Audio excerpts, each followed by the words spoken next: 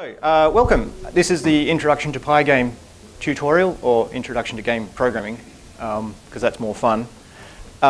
This tutorial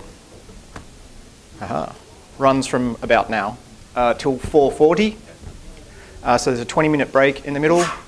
If you're not aware, there's tea and coffee and snacks downstairs during the break, I believe. There was this morning anyway. Yeah, the other side, because that's convenient. So yes, it's a 3-hour tutorial with a 20-minute break. And I'll see if I can try and fill the whole 3 hours. So what I'm going to be talking about today is not just PyGame, but some stuff around PyGame, because PyGame by itself is useful, but there's a bunch of stuff you have to think about kind of outside of PyGame as well. A little bit of an introduction about me, so you know where I'm coming from. And then I'll talk a little bit about, what games are and what you have to think about. Then we'll actually go through the steps of constructing an actual game. We'll look at some other game types that you can construct with PyGame, some other applications. I'll talk about packaging your game so that you can just get it out to people who want to play it. Some of the content production tools that I use when I'm developing games. I'll talk about those as we go, but also demonstrate them at the end. And then a little bit of a thought about where you might go from there. I like interactive tutorials, so if you have questions along the way, just put your hand up, go for it, and we'll take it from there. So, I have been programming video games since the mid-1980s, when I started on my first computer, which was a Commodore 64, banging away simple little games in effectively in a command line editor. It was awesome, and it was a great introduction. Couldn't really do very much beyond push characters around the screen, but it was so much fun. I also played a whole lot of games on the Commodore 64, and so yeah, I wrote some, and it was good fun. Then a little bit later, I got an Amiga 500 and then a 1200. And I played lots and lots of games on that as well, and I wrote more games on that because it could do all sorts of awesome, cool stuff. The Amiga architecture. Who's familiar with like the insides of the Amiga? Yeah, it was really neat. For a home computer, it had coprocessors that you could actually program to do their own thing before coprocessors were a thing. Like not just it's a coprocessor that can do floating point arithmetic. These things you could put programs in them, and they could program each other. It was awesome fun. So it was lots of fun to play around with, and it was a really nice system to write little games in. And then I got a job, and I didn't do games for a while, but I did still play them a lot. My first game after becoming a professional software developer was a web-based game, because the web was new back in kind of the mid-90s, and I wrote a little strategy game that my friends could play. And it was atrocious. It was, again, or possibly in the mid to late 90s, so Python web frameworks didn't exist. It was the CGI module or bust, and I used Pycon to store the game state, and so it frequently got corrupted because I'd have two friends playing at the same time. And it was good fun. And then there was a bit of a break, and in 2004, I rediscovered actually writing proper video games through some online game programming challenges, which I'll talk about later. But that kind of rekindled the things, and I've basically been writing video games as a hobby ever since, and contributing to the various toolkits that we use in Python for writing video games. I also created and I run the Python package index, or the cheese shop. I wrote Roundup, the issue tracking tool that the Python project uses and some others use, and a bunch of other stuff. And I also run a website called PyWeek, which is a biannual game programming challenge for Python programmers. So that's kind of where I'm coming from. I do video games as a hobby, play them and write them. I'd really like to work as a video game developer, but they don't pay very well. So, I'm going to be talking about a bunch of stuff today about how you write a video game. You've got now from those USB sticks, there's still one floating around out there somewhere. Yep, thanks. So that's got the whole source to a number of video games, a number of simple games. It also has step-by-step source for the thing that we'll be developing on as we go. And you can do whatever you want with it. You can poke at it, you can break it, you can take it and extend it and do whatever you will with it. And that's fine. Because when I started out writing video games, I learned a lot from looking at how other people wrote video games, learning by example, and also learning by experimenting and breaking things. So take that and do what you will with it and learn from it, hopefully, because I was exactly where you are today once. So I'd like you all to spend a few minutes to think about what sort of video game you might like to write. Because that will help you focus a little bit on the things that are important to you today, and it may in fact pose or prompt some questions that you need to ask of me today while I'm here, and it's easier to ask me questions while I'm here. So we'll have a little bit of a think about what video games are kind of composed of at a very, very high level. There's kind of three aspects that you should maybe consider when you're designing a game in your head or thinking about what you might like to make in your head. There's kind of a genre. Genre can mean something like a shoot 'em up, which is kind of the staple of video gaming, shooting pixels at other pixels. You move your little ship avatar thing around and you shoot at other things and you avoid their bullets and you avoid hazards. One of the earliest known video games was a shoot 'em up. This is called Space War. It was purely rendered by vector graphics, and it was very simple, but it was the start of everything. It was awesome. You can still actually play this in some places. Then you have the beat 'em up, which is kind of like the shoot 'em up, except up close and personal. They usually emphasize rock, paper, scissors style gameplay. Who's familiar with rock, paper, scissors? Excellent. The idea that everything that you can do has a counterattack or a counter, and that's very common in video games to have that sort of mechanism. And also, a lot of these games have memory game characteristics as well. So you have to memorize certain combinations of keys to press to do something special. So the little memory games as well. We have the platformer, again one of the staples of video gaming, which is basically those sorts of action games while walking around and jumping on things and swinging and rolling and jetpacking and whatevering around. But it integrates a bunch of the same aspects of the shoot 'em up and the beat 'em up, sometimes. Puzzle games, which are more about contemplation and finding solutions to tricky problems, or just mindlessly clicking around until you explode. A lot of games that aren't Minesweeper or specifically puzzle games, a lot of other games also have puzzles built into them. Adventure games typically give the player a world to explore. You might also be given something to do in the game that can change the world in some way. Typically there's puzzles to solve. And then there's the action-adventure genre of games, which kind of blends the action and adventure genres together. So while you're wandering around the world, possibly changing it, you're also shooting things.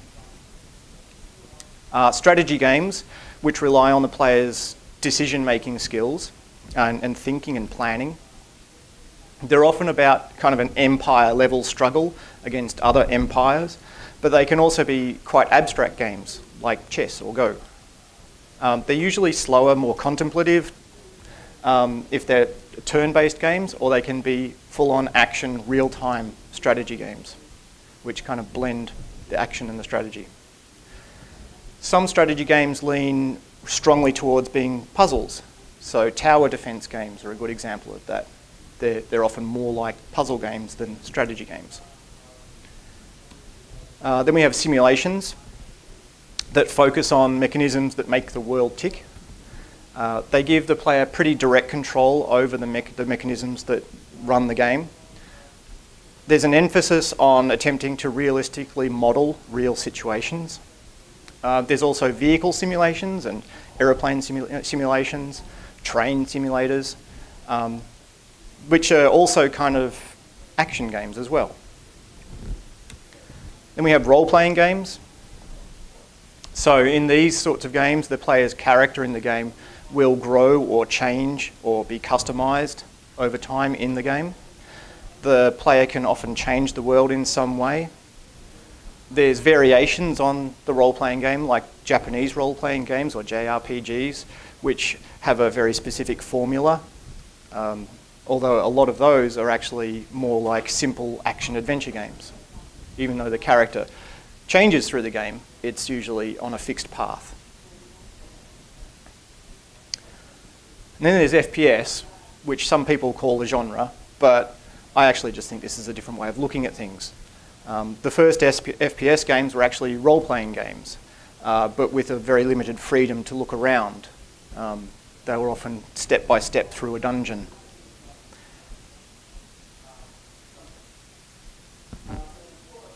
So there's roughly 6 different flavors that you can mix into a video game that I've mentioned as I've been going. There's the action, where the player's immediately doing something in the game. There's simulation of something that would be in the real world or possibly not. There's strategy, where the player has to think about what they're doing. And puzzles, where they're directly trying to solve some conundrum. Adventure, where the world is full of something the world is full of things interesting to explore. And multiplayer, I think, is an aspect of genre as well, because when you make a game multiplayer, it will change a lot of the dynamics in the game, a lot of the mechanisms in the game. Then there's a bunch of little extras that you can throw in. These are like single little mechanics that you can add to one of those overarching genres, which can be combined in themselves. But these just kind of extend the game just a little bit. These were supposed to come one at a time, so this will be fun. So procedural content, where there are algorithms that define how the world is generated, rather than there being artwork and models and things that are being generated by artists directly. New Game Plus is a term that's used to describe when you finish a game, you can start the game again at an increased level of capability. So all of the experience and armor and whatever else you've collected through the first run through the game, you get to keep that and start the game again, and generally making it a lot easier. Final death, which basically means if you die at all during the game is over and you have to start again. That's quite popular with games like old school rogue-like games, text adventures on Unix computers. For some reason, very popular in those particular games.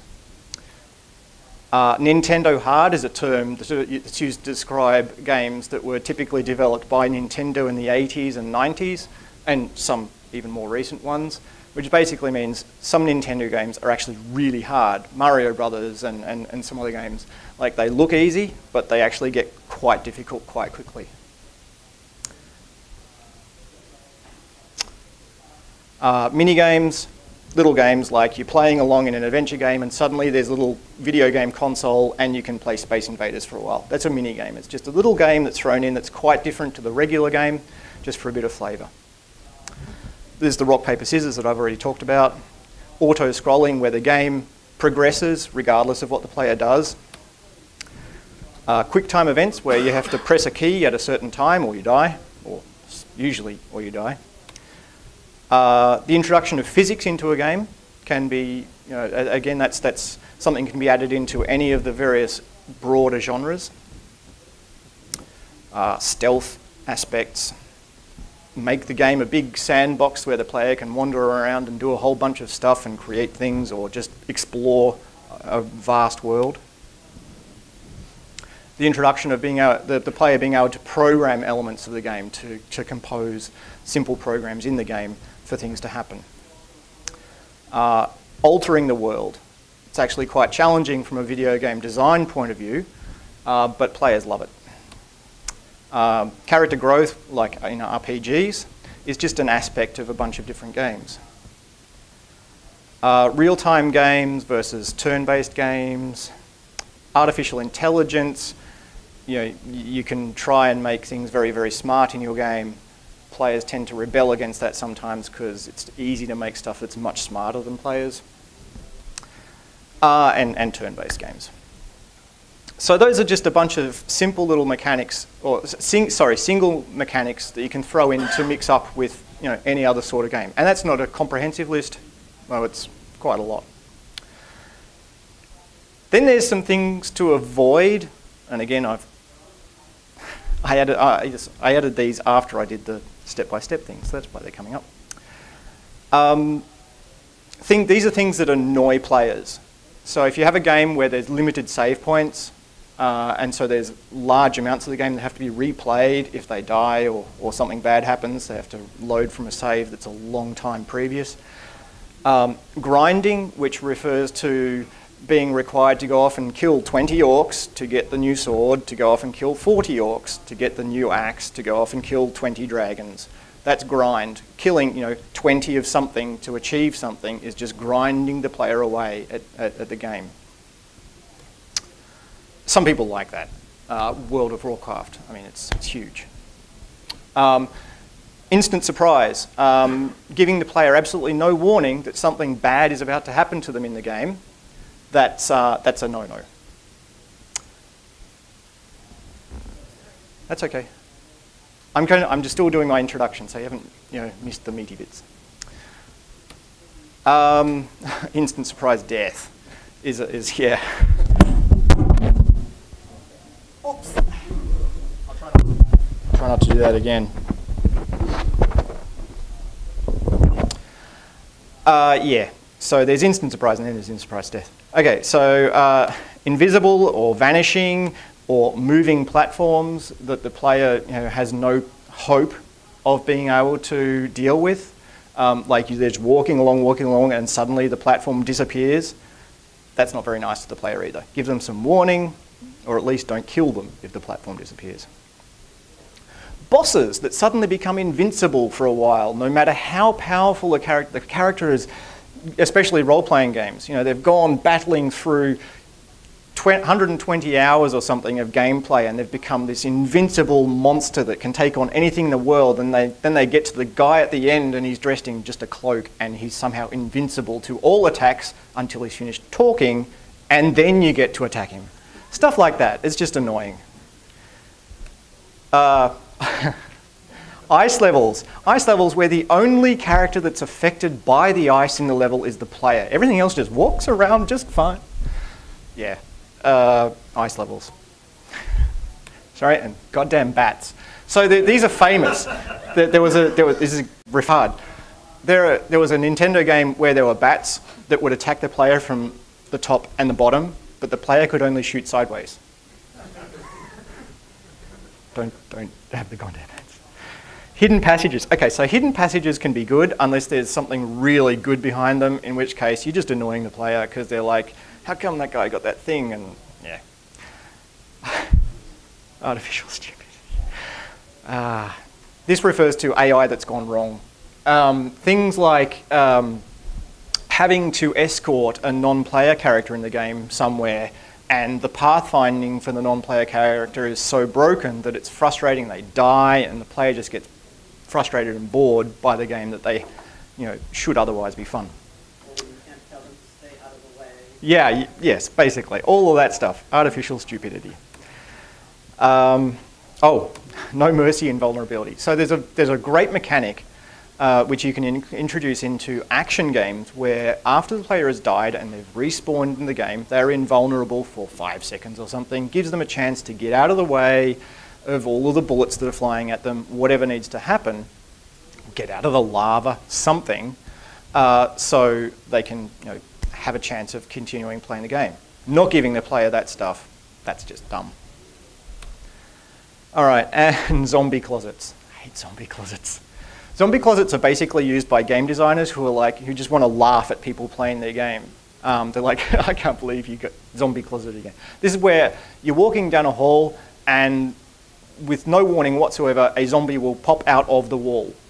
And often behind the player, but sometimes in front. And it's just annoying as a player.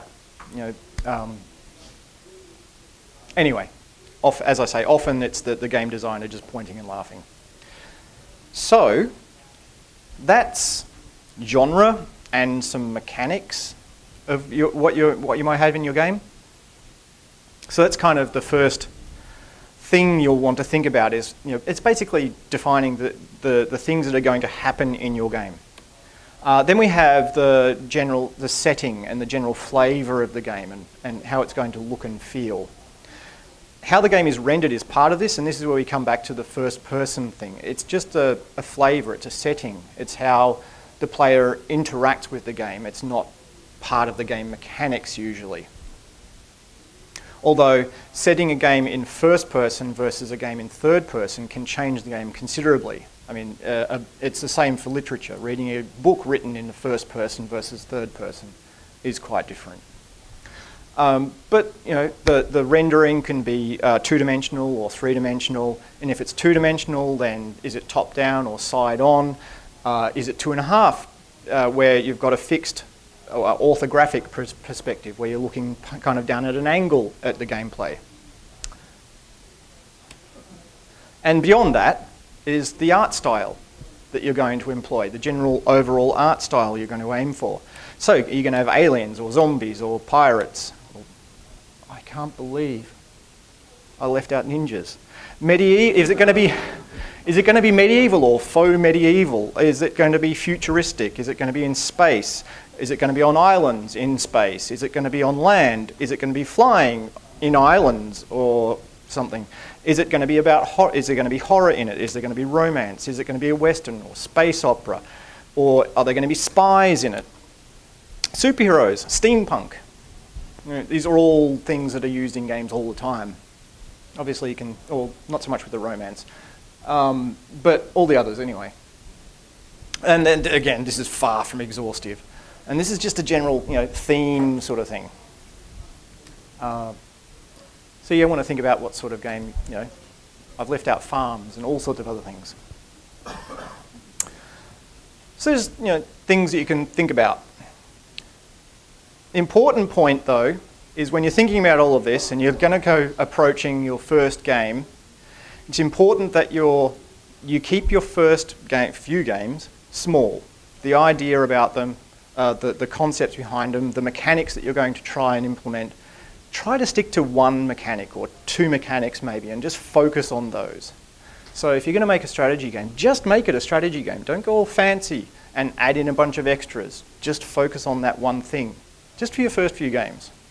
And also be prepared for it to just not work. I can probably show you some of my very first video games that I wrote back in 2004, 2005. And you will laugh, and I laugh at them because they are atrocious. But that's where I started, and I'm fairly happy that since then I've moved on and I've gotten better, and that's fine because that's how it works.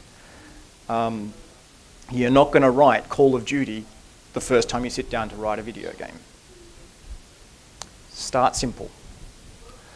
Okay, so with that out of the way, let's build a simple video game. I'm just going to have a quick drink before I go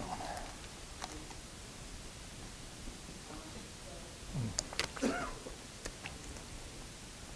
Oh, I forgot to write down when the break is. It's 2:20, I think. Sorry? 2:50? All right. Cool. Okay, so to actually build a game, yep, thanks. To actually build a game, there's a few things we have to do. There's some basic elements that almost every video game has. We're displaying something on the screen. We're handling user input. We've got some mechanics, which I've just kind of talked about a bit. Those mechanics, we have to implement them somehow. We're going to play some sound effects and play some background music. And there's also an overarching sort of game architecture, which is very much like writing a regular bit of software. The software, the architecture, the structure of the code that you're writing. And I'm going to talk about that a little bit as we go today. I'll cover each of these kind of in turn. So, and an important point is that there are some games that skip some of these things, that don't display anything or that don't play any sound, and that's fine. You can do that if that suits the game that you're making. But I will be covering all of these today. So to display something on the screen, we have to open a window. Even if the game is a full screen game, you're still opening a window, it's just that it's a full screen window. Then we need to draw something into the window and probably move it around as well. So putting images up on the screen. So to display something on the screen, we can copy images onto the screen, an image that we've already constructed. We can draw pixels onto the screen individually using the PyGame draw module. We can put text up there with the PyGame font module.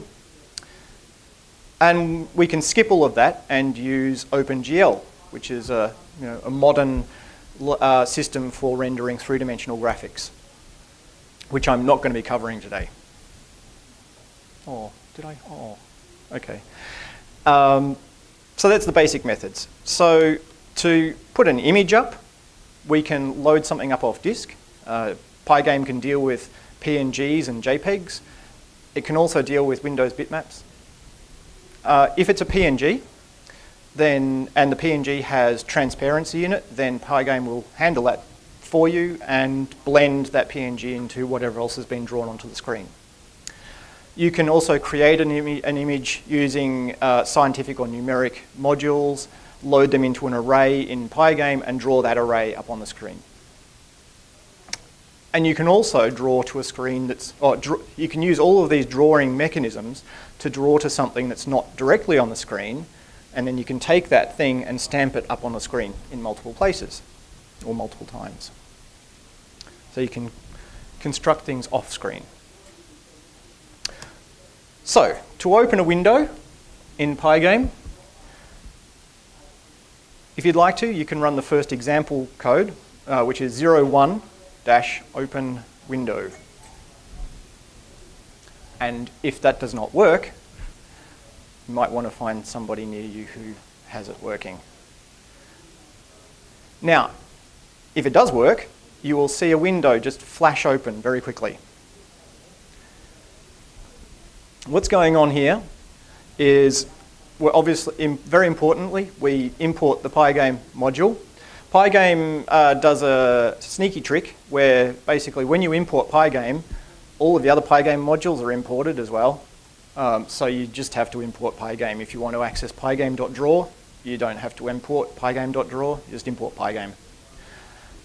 Pygame.init has to be the first thing that you run in your actual executable code in your program before you try to load any images off disk, before you try and display a window, anything like that, you have to invoke pygame.init. And then to create a window on the screen, we call PyGame display set mode. And it takes the resolution of the window that you want to see on screen, 640 pixels wide by 480 pixels high. If that's not the native resolution, if you're asking for a full screen window and that's not the native resolution of your display, then PyGame will scale your program to fit the full resolution of your display. It won't show a very small full screen window. So set mode takes a bunch of other optional arguments that I'm not going to talk about right now, one of which is asking for a full screen window. And that returns a screen, which is a surface that we can draw things onto, which we'll come to obviously. But because this program doesn't do anything else, it just exits straight away. So the screen flashes up and disappears. So what we need to do is add something called a main loop to our program. All this is going to do is do exactly what we just did, open that screen, and then it's going to sit in a while loop, just ticking over constantly in the while loop, keeping that program alive. Inside the while loop, we look for a couple of things that might happen that we can say are our exit conditions for the program. So this is the simplest form of event handling that you'll have in PyGame, and it's also probably the most common. It's very, very simple and easy to use.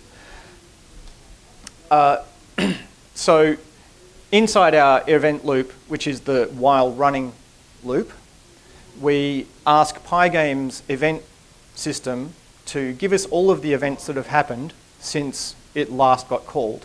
And that returns us a list of events which we can loop over in our for loop. Each of those events is an object which has a type. The simplest event is quit, and it only has a type attribute. And if we get the quit event, which is the event that the operating system sends us when the user clicks the close button on the window, or generates a quit event some other way, we'll just set our running flag to false. That's fine. If we get a key down event, which is basically the user pressing a key down on the keyboard, then we can look at the additional attribute on the event object for the key that was pressed. And if it's the escape key, then we can also quit. That's a really convenient thing to add to your games while you're programming them, because you're tapping away, you run your program, and it doesn't quite work, you hit escape. Really convenient, rather than going for the mouse to close the window. Just don't forget to disable it before you ship the game. So that's the quit event and the key down event. There's a bunch of other event types. There's the key up event, which is when the same key is released, you get a key up event. There's mouse movement events, mouse button press events, and other things. I've mentioned some of them on the quick cheat sheet that you've got there. And each one of those has a slightly different other set of attributes that will be set on the event object. So that's our program at the moment. And it's fine. A lot of your first games will probably just start like this, as just a bunch of code in a file like this with no real structure. But I'd like to encourage you to think about structure before you get too much further in your games. Think about the architecture of what your game is going to be. Because it's a simple thing to take this code and turn it into something that's a little bit more structured, that can make your code a little bit more reusable and re-enterable. So this it's basically the same code. It runs exactly the same as what we had just before. But instead of just having it all at the top level of our program, we have code that's standalone. It's re-enterable, which basically means we can create a game object and we can run that game object, and then it exits, and we can create another one straight away and run that second one. And an argument to the creation of the game object might be the level file to load for that game object. The class could be called level or world or whatever is convenient or appropriate for your game. And because we've taken the actual executing of the game and put it into our if name equals main block, it means that we can import this game from another module and run it from some other game file. The game is a really good place to store other things as well, like a player object and enemies list and a bullets list and whatever else. Things that various other bits of code in your game need to get access to conveniently without resorting to global variables. If you find that your game has got global variables in it, then you probably need to think about your architecture a bit more.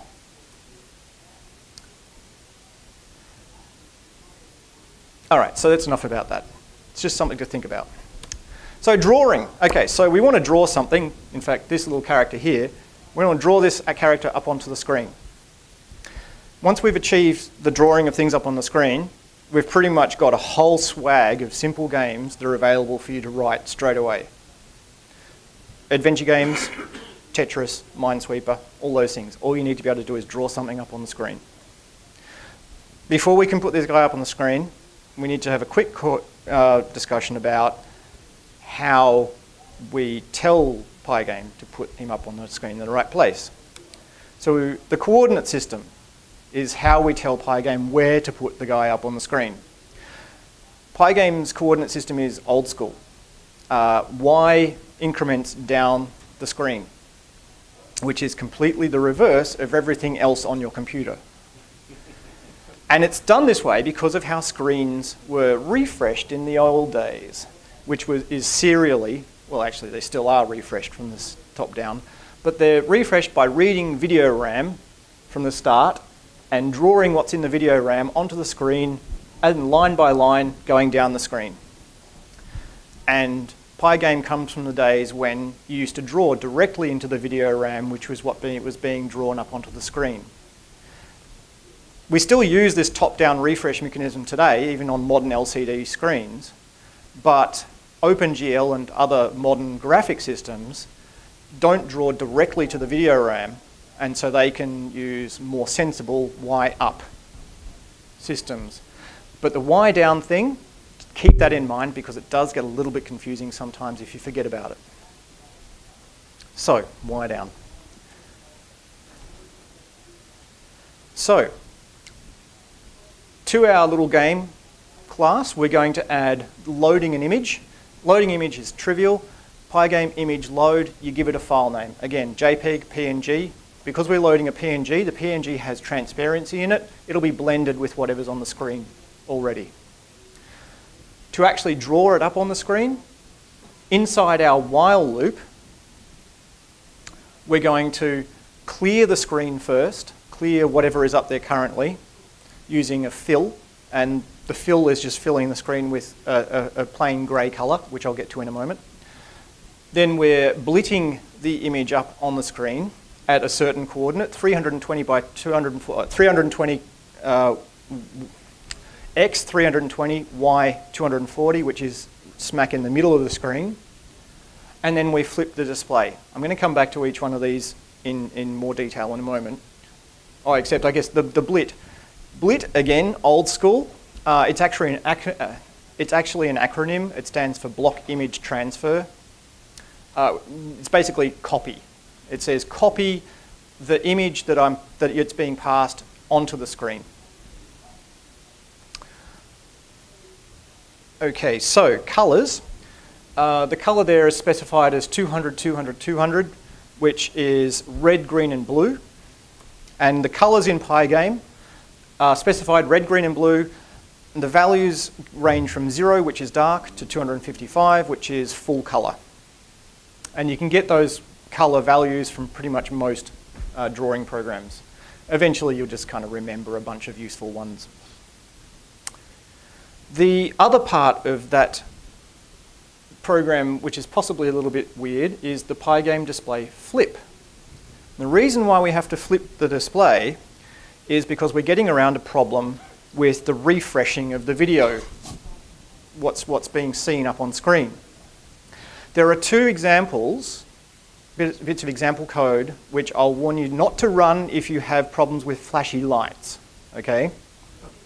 It probably won't work on a bunch of systems anyway, but just in case you do have an issue with flashing lights, do not run 04-tearing. But if you don't have a problem with that, then you can give it a try.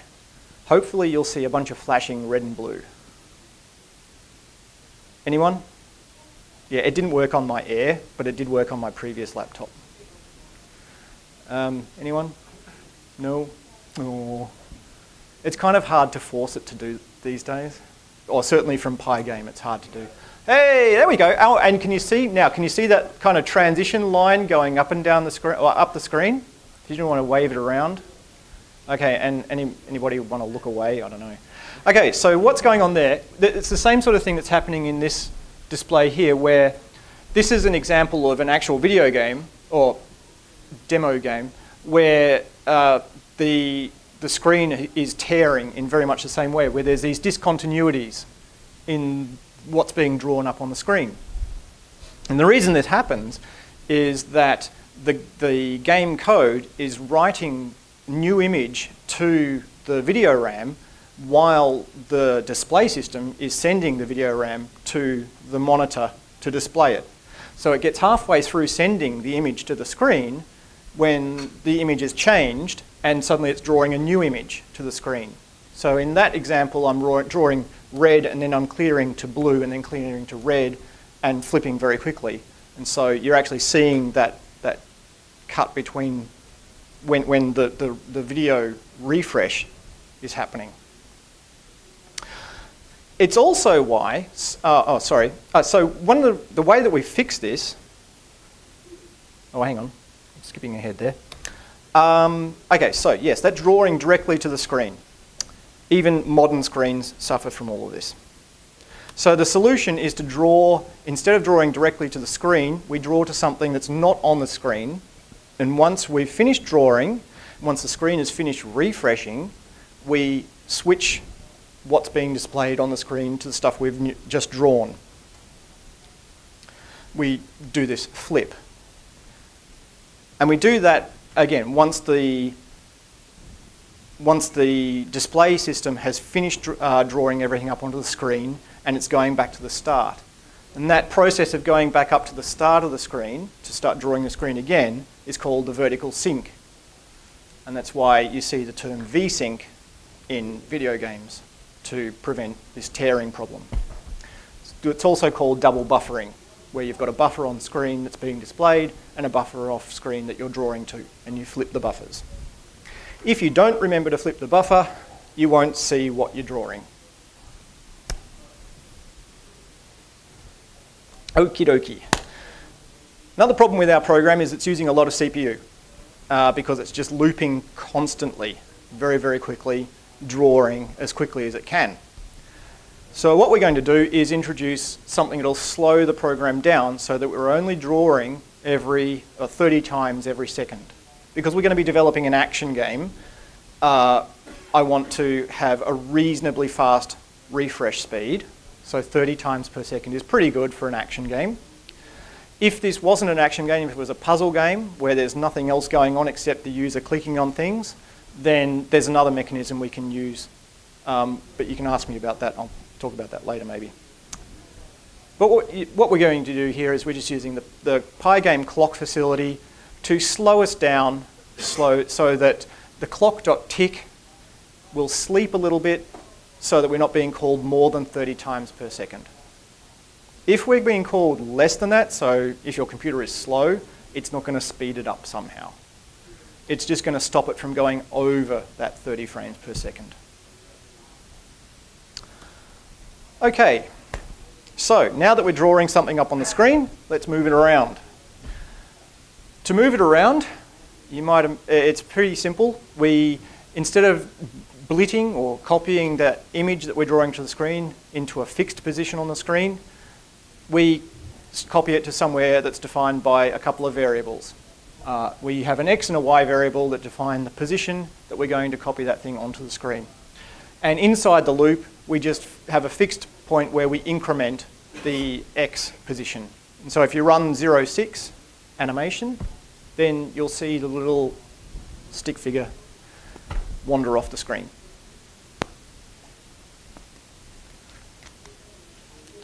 And if you'd like to open that, once you've run that, if you'd like to open the file in an editor, in a text editor, try moving this screen.fill to just up above the while loop, where the while loop starts.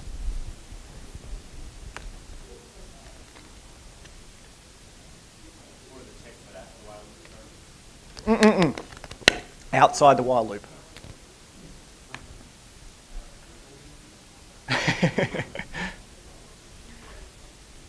Make a pretty pattern? Yeah. So that just means we're not clearing the screen each time. So the PyGame actually retains what was previously drawn on the screen in the new draw buffer.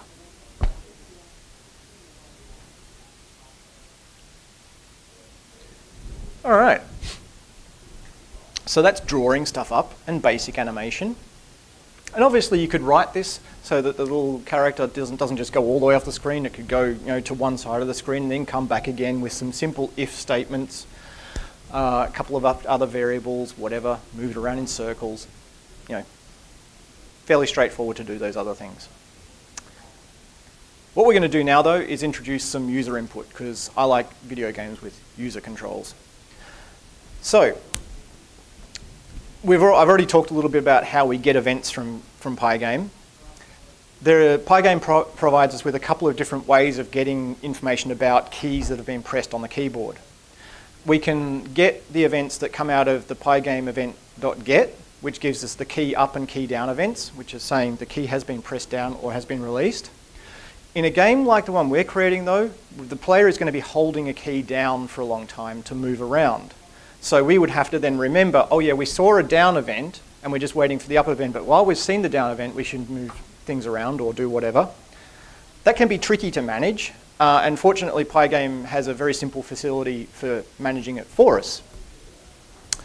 So it'll actually remember all of the keys that have currently been pressed down, and we can ask, which keys are currently being pressed down, which makes that sort of code, the sort of code we're going to be writing, much easier. But it does mean that there is a small chance that if there is a key that's going to be pressed very quickly, like the escape key to quit the game or a space bar to shoot a bullet or something like that, then we might miss that event of the key being pressed down if it happens outside of the time that we're looking at that key state thing. There's a very, very small chance that that could happen. So that's just something to think about between the two different mechanisms. So what we're going to do is we're going to replace the fixed increment of moving the little character around the screen with looking at this table of keys that are being held down that PyGame manages for us. And we can, it just looks like a dictionary, and it has a Boolean value for every key on the keyboard.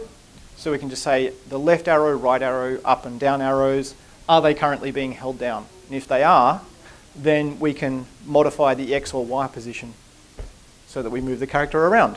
And that is in 07 user input. If you'd like to run that, you can give it a little try. And the arrow keys should move the little stick figure around. And because we don't want to miss that escape key being pressed, possibly very, very quickly, we keep that in the old PyGame event get loop, which can still run while we're still using this other mechanism. That's fine. We can have both running at the same time. But it just does mean we don't miss any very, very quick impulse events from the escape key.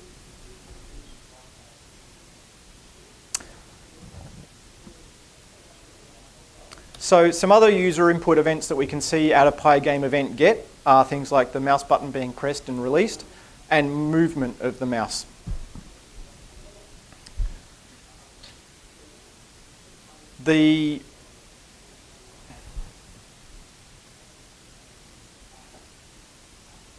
That's not even English. Okay. Okay, so again, very much like the keyboard, the mouse button's state can be a bit tricky to manage if you want to remember when it's being held down. So you can actually query PyGame to find out which mouse buttons are currently being held down. PyGame doesn't make mouse buttons very fancy. They're just numbers 1, 2, 3, 4, 5, which, believe it or not, that's left mouse button is 1, middle mouse button is 2, or the scroll wheel being pressed is 2, right mouse button is 3, scroll wheel up is 4, and scroll wheel down is 5. If you actually look at the operating system level, the scroll wheel comes in, certainly on Macs, the scroll wheel comes in as like a floating point change value. But PyGame just simplifies that down to it was scrolled some amount. Anyway, it's good enough for most games. So that's mouse events. Okay, so while that code achieves our goal of moving a character around the screen under the control of the user, it's going to make writing something more complete and more complex a bit of a challenge if we have that state in a couple of variables and we use it in a loop like that. And what we're going to do is organize our player character into a sprite. And a sprite is a term that's used in video game programming as to encompass the idea of an image that knows about where it's being drawn on screen. And PyGame actually extends that idea to include the actual bounding area that the sprite has in the game. So the player sprite has the image that we were drawing before, but it also has this rectangle which says where that image should be drawn on the screen and how big it is. We can then use that later on to detect whether or not it has collided with something. And also note that the player-specific event handling, so all the things about moving the player around, I've moved that into the actual player sprite class itself as well to kind of keep things a bit more organized there. So that's the player sprite, and again, extending the base PyGame sprite. We do need to do a couple of other things to make this work. We obviously have to get rid of the loading the image over there. But we need to, the way that PyGame organizes sprites is all sprites have to belong to a sprite group. Even if this group only has one sprite in it, you have to have the sprite in a group. The group then manages the drawing of the sprites and the updating of the sprites. And I'll come back to the updating stuff in a bit. So we add the player sprite to a simple group just called sprites. And then instead of drawing, or instead of blitting that image up on screen, we invoke the draw method on the sprite group. We pass it to the screen, and then the group figures out which sprites need to be drawn and draws their image up on the screen. There's a bunch of other different sprite groups that can be used. I've just used a very basic one here, but there are some other ones which are optimized to figure out specifically what things have changed on screen to minimize the amount of drawing that's done. But I'll leave that as an exercise for the reader. Okay, and you'll notice if you run that code, which is 07, I think, 08, there's no change in the game or the program. It still works exactly the same. It's just we've reorganized things to keep things a little bit more sane. The main event loop is now smaller and more organized. If we can keep things out of the main event loop, that's a good thing. Okay, another thing that I mentioned before was that when we call clock.tick, it'll limit the amount of number of times it'll be called per second to 30 times per second. But if it's being called less frequently than that, then it can't do anything about it. So that means that if your game is running on a computer that's running slower than 30 times per second, so 20 times per second, then your game will slow down. We can cope with that, and it might just slow down sometimes, or it might just be running slowly. We can cope with that because the clock tick actually tells us how much time has passed since we last called it. The returns are the amount of time in milliseconds, which is a bit inconvenient, but it does tell us how much time has passed. So we can then, when we then update our player movement around, instead of updating by a fixed amount, we can update by amount per second. So we can say the player moves at 10 pixels per second rather than just 10 pixels, which means that if the player's computer is running slower, they'll still move at the same speed across the screen.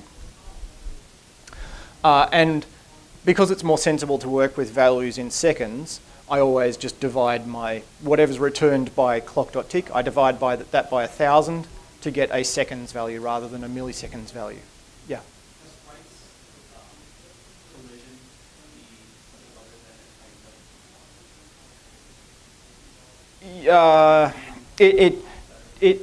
It can. The height and width can be different, but the top left corner of the rectangle defines where the top left corner of the image is going to be drawn. So you can kind of have the other sides not be the same, but you have to have that top left corner be the top left corner of where the image is going to be drawn. If that makes sense. Okay, so another thing to note here is that where we were previously just calling sprites.update, which is the method on the group, we're now passing in an argument, which is the amount of time that's passed. Sprite groups deal with that by just saying, oh, you passed me an argument, you must have wanted to pass that on to all the sprites. So I'll just pass that as an argument to all the sprite updates. So it's quite convenient like that. So when we go and look at the player code, we just add the DT, the change in time value, the time that's passed value, we just add that as an argument to the sprite update, and the group will just pass that in. So then, instead of, as I say, instead of moving by a fixed 10 pixels per update, we're moving at 300 pixels per second, which is actually the same speed. It's just that if your computer was slower, it'll be slightly faster. But for pretty much everyone in this room, it'll mean that the character is moving at exactly the same speed. But we're being a bit more controlled about it, and that's a good thing. Okay, more fun stuff. Right, so we've got a character up on screen, but there's not much else there. So all we need to talk about is how to construct the rest of what's going to be displayed on the screen. It was 250 was the break, wasn't it? 250. Yeah. So we construct our what's being displayed up on screen in layers, which basically means we draw something at the back of the screen, usually by clearing it or drawing a background image, and then we just draw something on top of it. And we draw some more stuff on top of that. And we do that in a kind of a layered way, a layered scheme, drawing them from the back to the front. So at the back, we draw sky, usually, and a nice fixed blue. We can then draw some background imagery that appears behind the player. If the background imagery moves at a different speed to what the player is moving in the foreground, it'll look like it's way off in the distance. So you can draw that, you can move that around at a slightly different speed. That's called parallax. We can also have, so the purple mountains could be drawn at a different speed to the green hills. So they could move faster with the player, and they would appear to be closer. We can then draw things that are in the foreground, which include the player, that should appear moving at the same speed as the player, but just behind the player. We would then draw the player character on top of that. And then we can draw other things that appear in front of the player, and obviously a bad example because I don't actually have anything appearing in front of the player, but things that would appear in front of the player like grass and other things just down on the ground. It's nice to have those sorts of things obscuring the character sometimes. Our little game is going to be very simple. We're just going to draw a background image, and it's just a straight color fill. Actually, no, it's a gradient. So that's in 10, the example 10-background. And it's very simple. Instead of filling the background with a straight grey color, we load a background image and we copy that up onto the screen each time.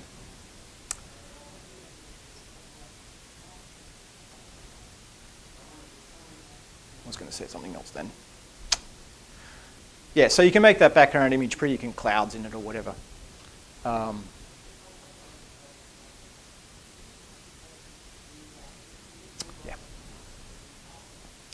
Okay.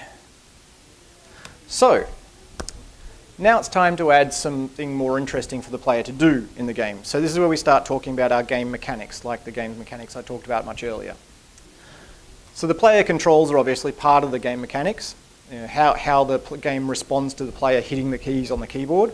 We can also have things appearing and disappearing or moving around according to how time passes. The player can interact with other things in the game.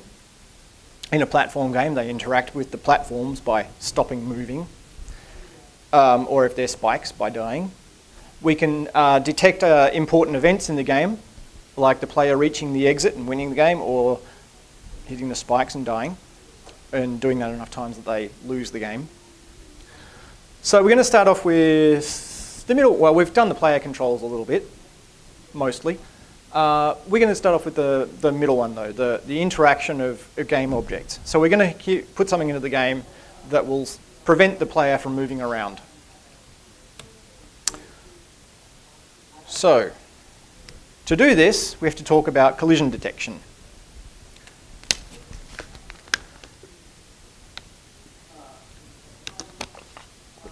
And there's 4 basic collision detection methods that are used in most 2D games, and in fact most 3D games use extrapolated versions of these 4 basic mechanisms as well. The first method, and by far the most common because it's the easiest, is the axis-aligned bounding box test. Axis-aligned basically means that the bounding box we're defining around the player and other things in the game that the player is going to interact with, the sides of those boxes are aligned with the x-axis and the y-axis. Much easier to work with than something that is tilted and not aligned with the axes of the game. And this is real easy because it uses the dimensions of the original images.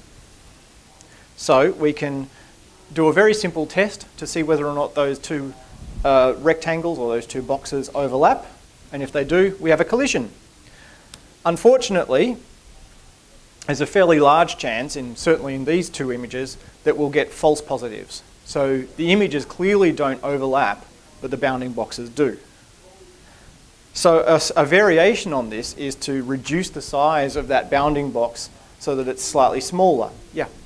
So I guess I have 2 questions. If the player image is multiple images, you can do motion like have the wings go back when you're moving, right? Oh, okay. So if we decompose the player ship image into like one rectangle there and another smaller one there and another smaller one there. Yeah. How would you do that in the player class, and also how would you account for that? You would have to code something very specific. Well, you could have 3 sprites, would be the simplest approach. But otherwise, you could have something specific in the player class to, you would have a custom collision test in the player class to test against those 3 rectangles. Yeah.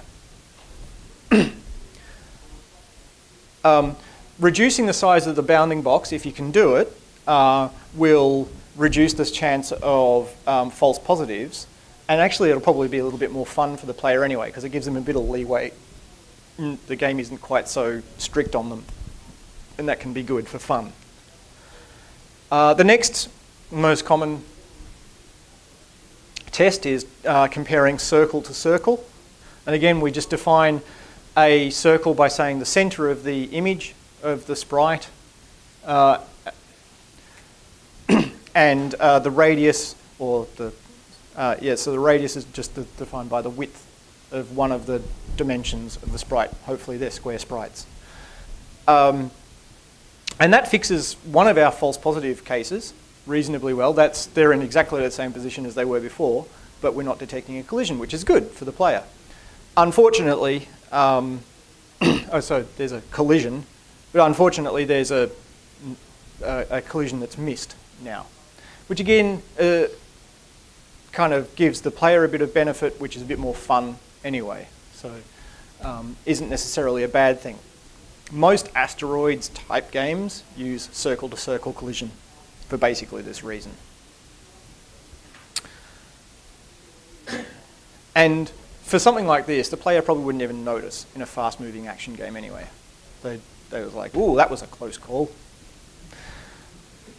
The third type of collision detection uses hash maps, where we take the playing area and we divide it up into buckets about 10 pixels by 10 pixels, or maybe even 16 or maybe 8, depending on what works for your game.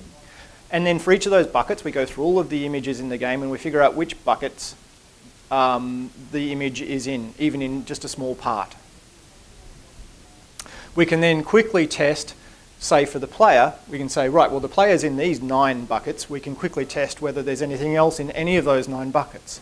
And we can say, right, well there's something in there. We might just use that as our test to say, right, well there was a bullet in one of those buckets, the player's dead. Or we can then go on and use another more precise collision detection method to see whether the player is hit by the bullet. This is really easy in Python, obviously, because we have these wonderful hash maps built into the language. It's really easy to do.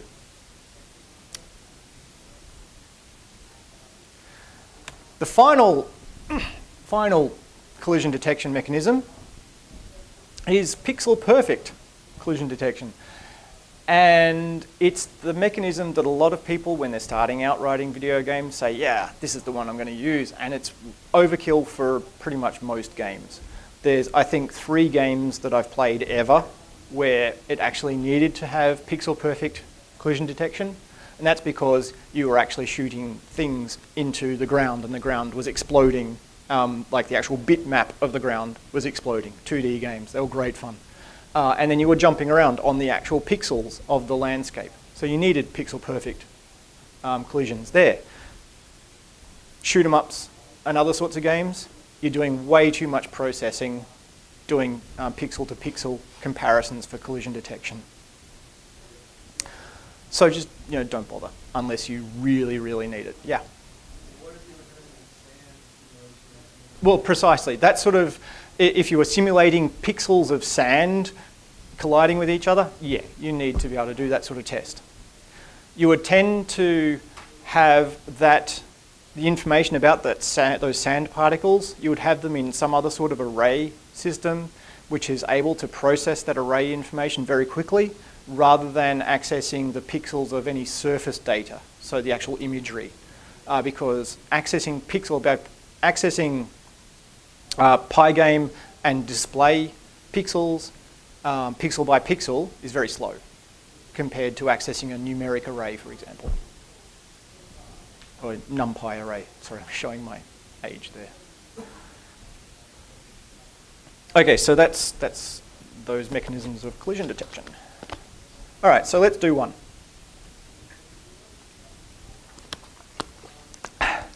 First up, we're going to add some obstacles. We're going to do it in the most simple way possible. We're going to have a couple of loops and we're going to add walls around the play area just by looping and putting an image, which is a sprite, which is a picture of a block. And we're going to whack that up as a border around the play area. Now, you'll notice that we've created a separate sprite group for this called walls. And we're actually storing the sprite group away on the game. This is inside the game class. We're storing that sprite group away on the game object as the walls attribute so that we can get at it later on. When we update our sprite groups now, we're going to pass in the game object to the update. So now we're passing the time that's passed and the game object itself. So that when we're in our player update, we get the time that's passed and the game object, and we can access all the stuff about the game from that handle that we've been passed in. We take a copy of our position. The PyGame rect objects have this handy copy method. So we take a copy of our position, and then after we've done all our movement updates, we see whether or not we've collided with any of the walls, and if we have, we reset our position to the last position we were at. The sprite module has this wonderful sprite collide thing that quite quickly goes through, given a sprite and another sprite group, it'll go through all those sprites in that sprite group, so all of our wall blocks, and see whether we collide with any of those, just by doing a simple overlap test. We pass in false, because by default, anything you collide with will be removed from the group, which we don't want. We don't want the wall bits to actually be removed from the game. So the false argument, if it was true, the wall bits would actually be removed from the wall if we collided with them. So you can try running that. That's in 11. And give it a go. I want you to try running up to the wall. Try running along the wall. Yeah? You can't. What happens if you wanted to actually check what direction you're colliding with the wall from? We'll come to that. Okay. We'll come to that. So everyone tried that? So you've noticed anything odd about that? You're not supposed to be, you're not supposed to be able to do that. Although, actually, it's in theory possible. But anything else? I hit the wall one time going right, and I went left and came back and doesn't actually hit the wall. Oh, okay. There might be a bit of a boundary issue there. Yep. It's a very cheap and nasty way I'm doing it here. Yeah? Yeah.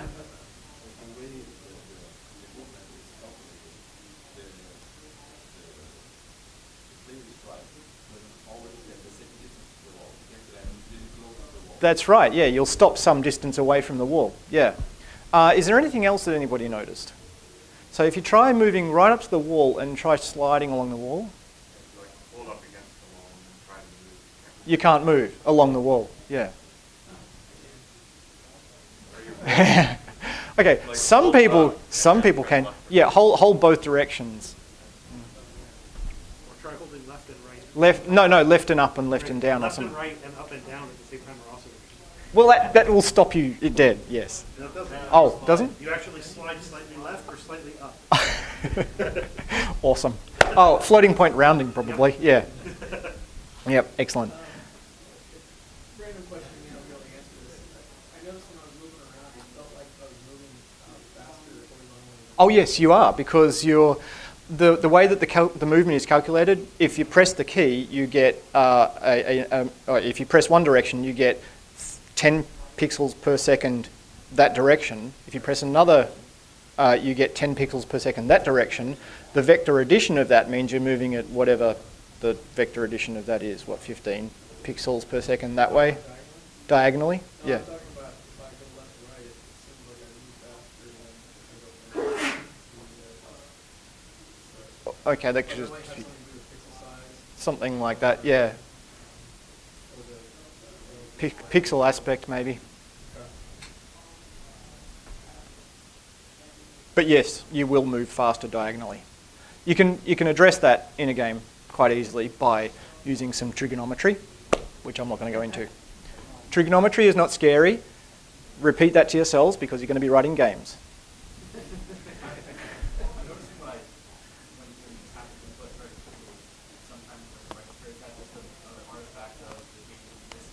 Missing that it's been held down. Yeah, it's not being held down. So that's what I was talking about, that the impulse event. Yeah, where the key has been pressed so quickly that it's happened before your game code has run again. So is that accuracy being increased by messing with the clock? Oh yeah, you could update the clock faster, but if you desperately need those impulse events, then don't use the get pressed. You should listen for the key up and down events yourself. Yeah. Okay. So yeah, there's heaps of problems with that code. It's all over the place, but it's a start. It's the basic idea of how we can have the player interact with stuff in the world. It's a start. So to address the first of one of those things, which is, well, second, third, I've forgotten how many bugs you brought up, but the thing where we're not going right up to the wall, what we're going to do is change the collision detection so we have conforming collisions. Conforming just means we bring things together. So this does mean that we need to keep track of which side we're colliding with.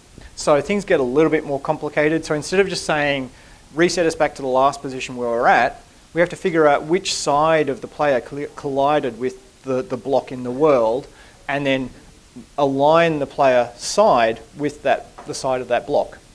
Fortunately, PyGame's rect objects give us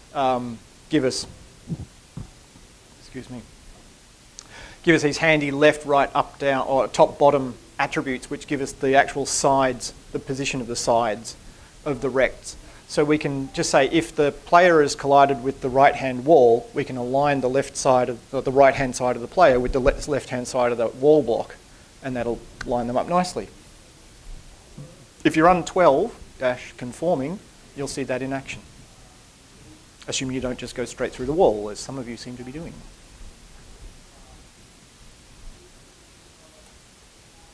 You still can't slide along the walls though. Unless some of you can. Most of you won't be able to slide along the walls. Okay? But we'll come back to that, because let's add a bit more fun. Gravity. All games are improved with gravity, or physics in general. To introduce gravity to the... Oh. I am Yeah.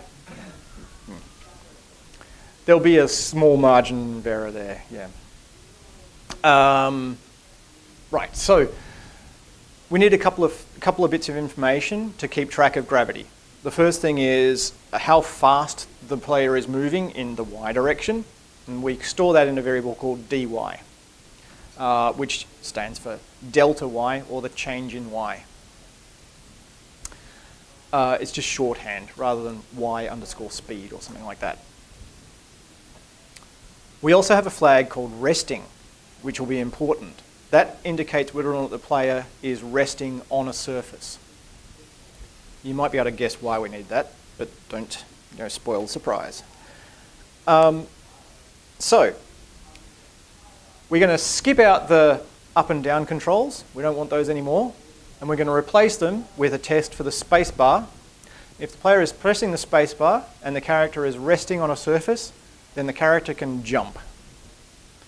And we jump by introducing an impulse or setting the y speed to -500. Remember, y increases down in PyGame, so -500 is up at 500 pixels per second. No. What? That's 60? No, not 60. 12 pixels per second. 12? Oh. Anyway, that's some number per second. Yeah, it's not 12. 17. The other thing we do is then, so after we've introduced that impulse of setting the jump speed going up, you can try this out. Oh, no, don't try it out yet. Well, you can, but we've got a couple of other things to talk about. So we can go up, but we obviously have to come down again as well. So we're going to arbitrarily set gravity at 40. It seemed to work for this game. Excuse me. That was weird. Oh, I forgot to turn my Wi-Fi off. Okay, so the magic number 40 that I've got in there, which is basically, that's the amount we add on to our y speed each update. I should really be mixing that in with the amount of time that's passed as well, but I think I just forgot. I arrived at that number by just playing around and seeing what value worked, what felt right for the game. And you'll do the same thing. Gravity changes depending on what works for the game. We also cap the vertical speed at 400. If we go too fast, we might go too fast to detect collisions with the floor. We'll go straight through. So always remember to cap your speeds. And then we just we increment or decrement our y position accordingly based on the y speed. So we need to set this resting flag. So in our collision detection code in our player class, we'll reset the resting flag, and then if we happen to be colliding with a floor, then we set the resting flag to true. And if we are actually standing on floor, then we will collide with it every turn because gravity will pull us into it every update. It's also handy for if we have disappearing floor. So if the floor just goes away in one update, then we will fall through it and we're not resting anymore and it's all good. If we are resting, or if we in fact collide upwards, then we set the y speed to 0, just to clear things out so it doesn't get too out of control. Especially the colliding upwards. We want to hit things going up.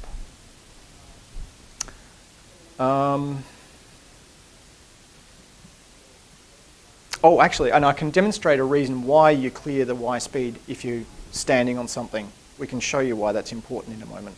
If you'd like to run 13-gravity, if you haven't already, then you can run around and press the spacebar and jump around and stuff, and it's awesome.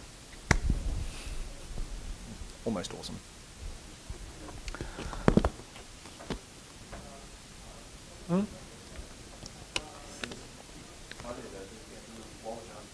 Yes, you can jump up onto the wall. And you can then jump back out and jump up further, yeah.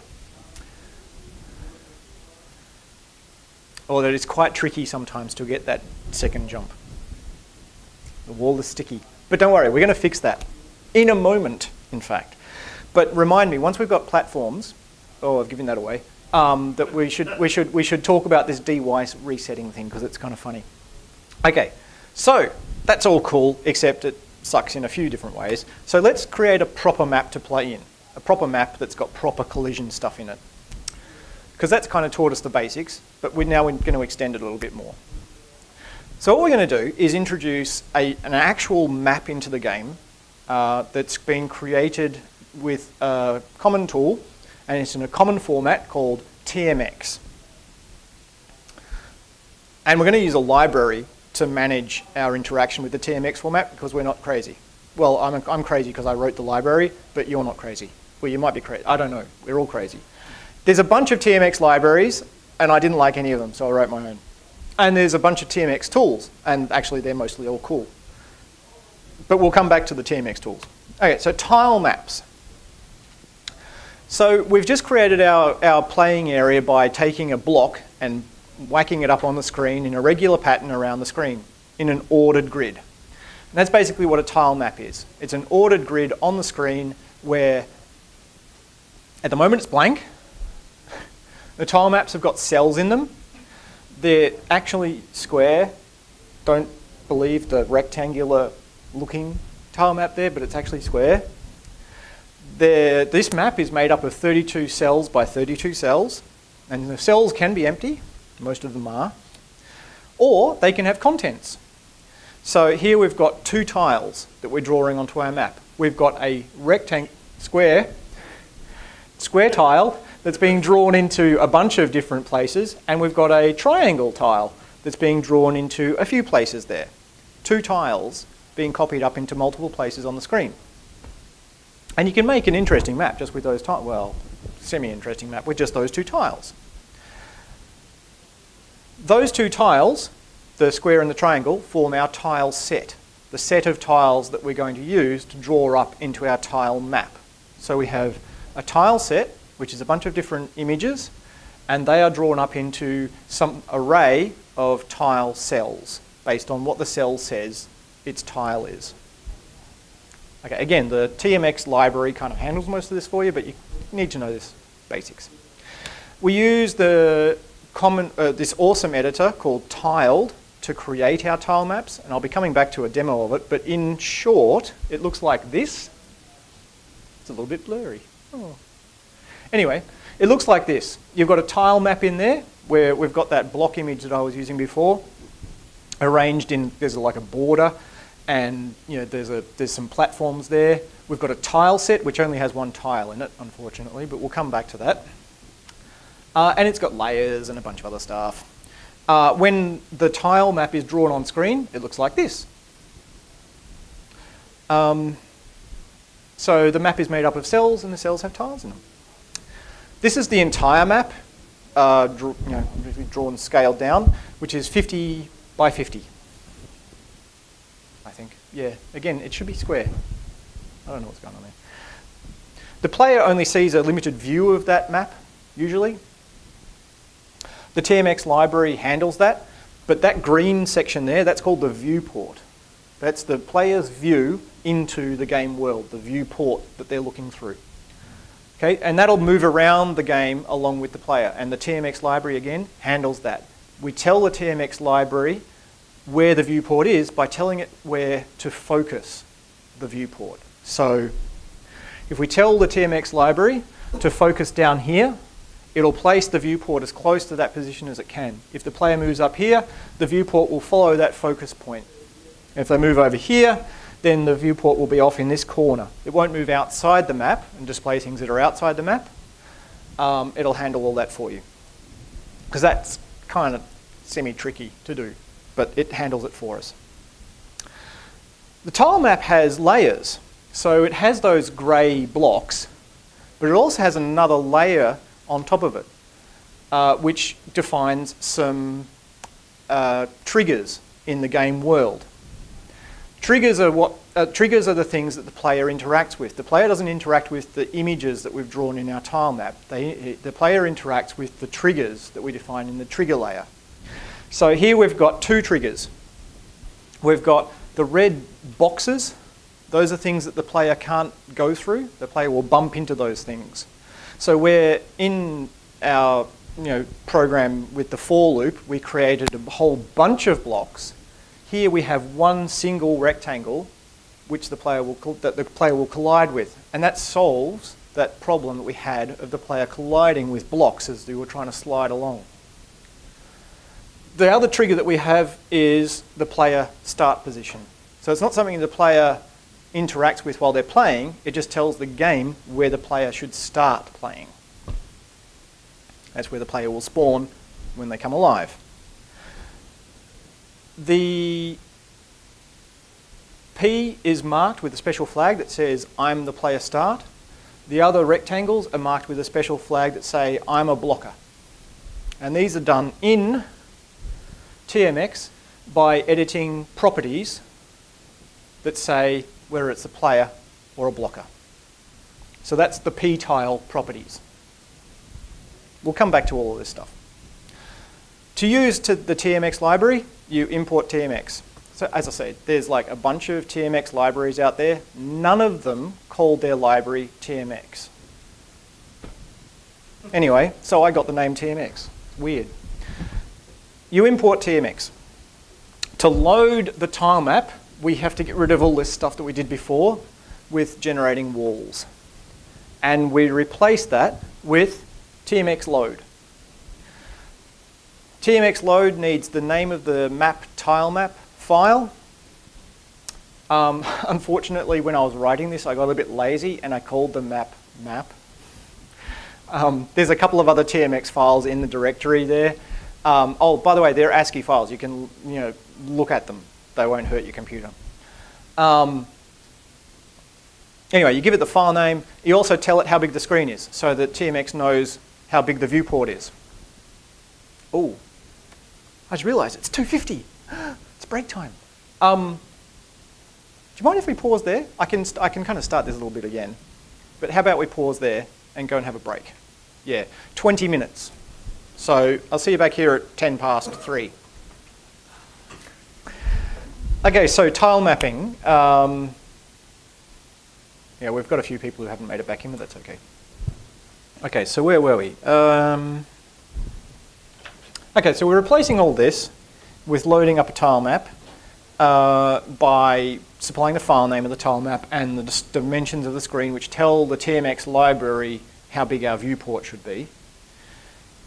Obviously, you could have passed it a different size if you wanted to render to part of the screen.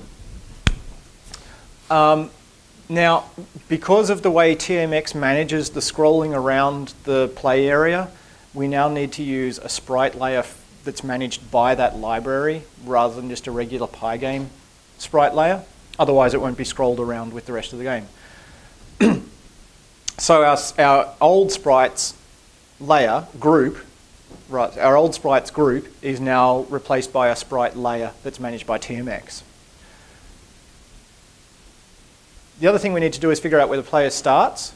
Now, again, the tile map provides us with a simple, a nice mechanism for accessing that information. When we load up the tile map, as I said before, it's got two layers. There's a layer which is drawn, that's got the cells or the tiles that we're drawing, and then it's got the layer that's got the trigger information. And one's called map, and the other one's called triggers. So we access the triggers layer. It's just a dictionary of layers. And we ask it to find all the cells that have the player property set on them. There's only one, but we find all of them, and we grab the first one, and we start the player at the position of that cell. The start cell's X and Y pixel coordinates. And the player sprite is the same as before. We haven't changed the player sprite. It's the same sprite. We're passing its start position and the sprite group that it belongs to. We also add the sprite group, the sprite layer, to the tile map so that it's also rendered. So it just becomes another one of the layers that the tile map is going to be drawing. The background is static, so it doesn't change. It stays where it is, which is now, yeah, so we still just blit the background screen up on the screen as it is because it doesn't move around. And so now we call the tile map update and we pass it the same arguments as before. It behaves just like the old sprite group. And we call draw on the tile map, just like we did with the sprite group. So all that API is basically the same. It's just that we're using the TMX variants on the regular PyGame sprite groups. Yeah? Can you explain on the previous slide what you were passing in the player? What am I passing in the player? Okay, so when we were constructing the player previously... Okay, so the previous player construction just hard-coded where the player started, as in it was just hard-coded in the init of the player sprite. Now we actually have to pass in the position that we want the player to start at, which is defined by looking at in the tile map. So the two arguments are the x and y coordinates of the player start position, and then there's the sprites group, which is the group that the player sprite belongs to. Oh yeah, sorry. Yeah, no, I used px and py because the TMX library has a concept of x and y, which isn't the same. So that's all good? Yep. Okay, so yep, covered that. So yes, the player sprite, I lied before. I said it doesn't change. It actually does change. We add the location that the player starts at as an argument. So then instead of hard coding where the player starts, we start based on where the tile map says we start. Oh yeah, and another bit. So yeah, I lied about this too. We can't use the PyGame sprite collide mechanism. There's an eccentricity in the way that the PyGame sprite collide is implemented that it's hard to extend. So I just said I'm not going to try, and I just made a slightly different API. So we ask the layer, the triggers layer, to give us back all of the things in that layer that the player is colliding with. We can also say only collide with the things that have the property blockers set on them. So we won't get back collisions with the player start position or any other triggers that we have in the triggers layer, and there'll be a bunch more. We won't collide with any of those unless they've got the blockers property set on them. So that limits the number of things we have to test our collisions against. The rest of the collision code is exactly the same. The thing coming back looks exactly like the sprites that we were colliding with before. The last thing we have to do is right at the end, after we've updated the player's position, is tell the tile map to set the focus on the player's position so that the viewport will move around as the player moves around. So that was a bunch of changes, but it's not overwhelming, I hope. We've just kind of switched from using basic PyGame groups to using this tile map groups and moving the view around a little bit. If you run 14-tilemap,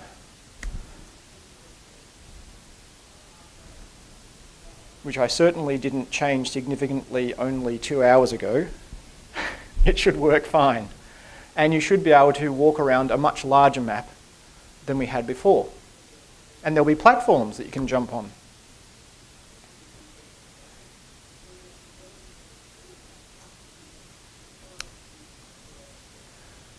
Now once you've done that, assuming that that worked, nobody's yelling, so I assume it's working. Once I've done that, so something to experiment with is to open up that 14-tilemap, and in the player code, actually I might just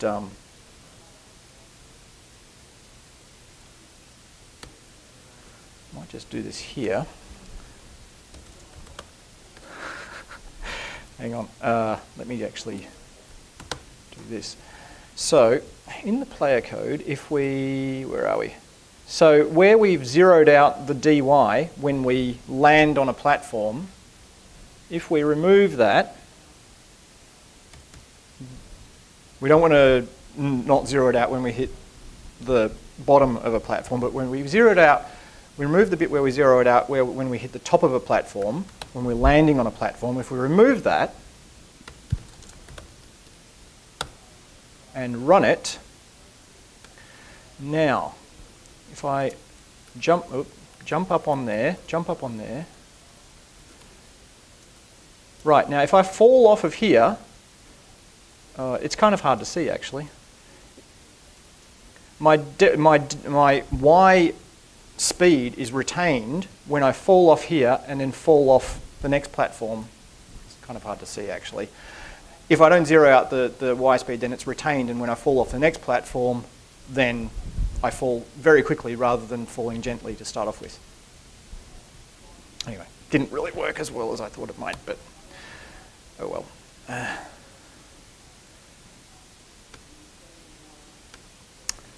Okay, play. So the platforms. One of the things you might have noticed when you were playing that, it wasn't quite as much fun as it could be, because the floating platforms in space, you couldn't really jump up on them except if you were on the side and you jumped over onto them, which isn't as much fun as just jumping straight up onto them. So what we can do is we can mark those particular things as being a special kind of blocker. They only block movement from one side, which is the top. We can mark all the other sides as being passable by the player, so the player can be underneath the platform and jump up on top. So that means we need to change our concept of the blocker's property that we set in the TMX file, so that instead of it just saying I block, it says I block these particular sides.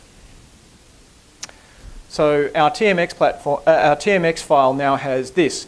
It has a nice feature where you can actually give the shapes that you're adding into the file, you can give them a name, and that name is then displayed next to the shape, which is really nice. So, and lots of things can have the same name. So I've given platforms the name platform, and then I've given the blockers the name TLRB, of course. So for the TLRB blockers, I set the actual value of the blocker's property to TLRB. And for the platform, I set the blocker's value to just T, which stands for top. Everything else blocks from the top, left, right, and bottom, and the platform blocks from the top. And then in our collision detection code, we can test for those letters being in the blocker's property. So if, the important one being this one, if T is in the blocker's property, then we test to see whether or not we're hitting that side. Otherwise, we ignore it. So all of the other ones, L, R, and B, for the platforms, we don't even do those tests. And so the player can now jump up onto the platforms. And you can see that if you run 15, which I think you will agree is a little bit more fun. It also means we can have things like ladders in our game. So without this change, if we had a ladder, then the player wouldn't be able to climb up through a platform, possibly down.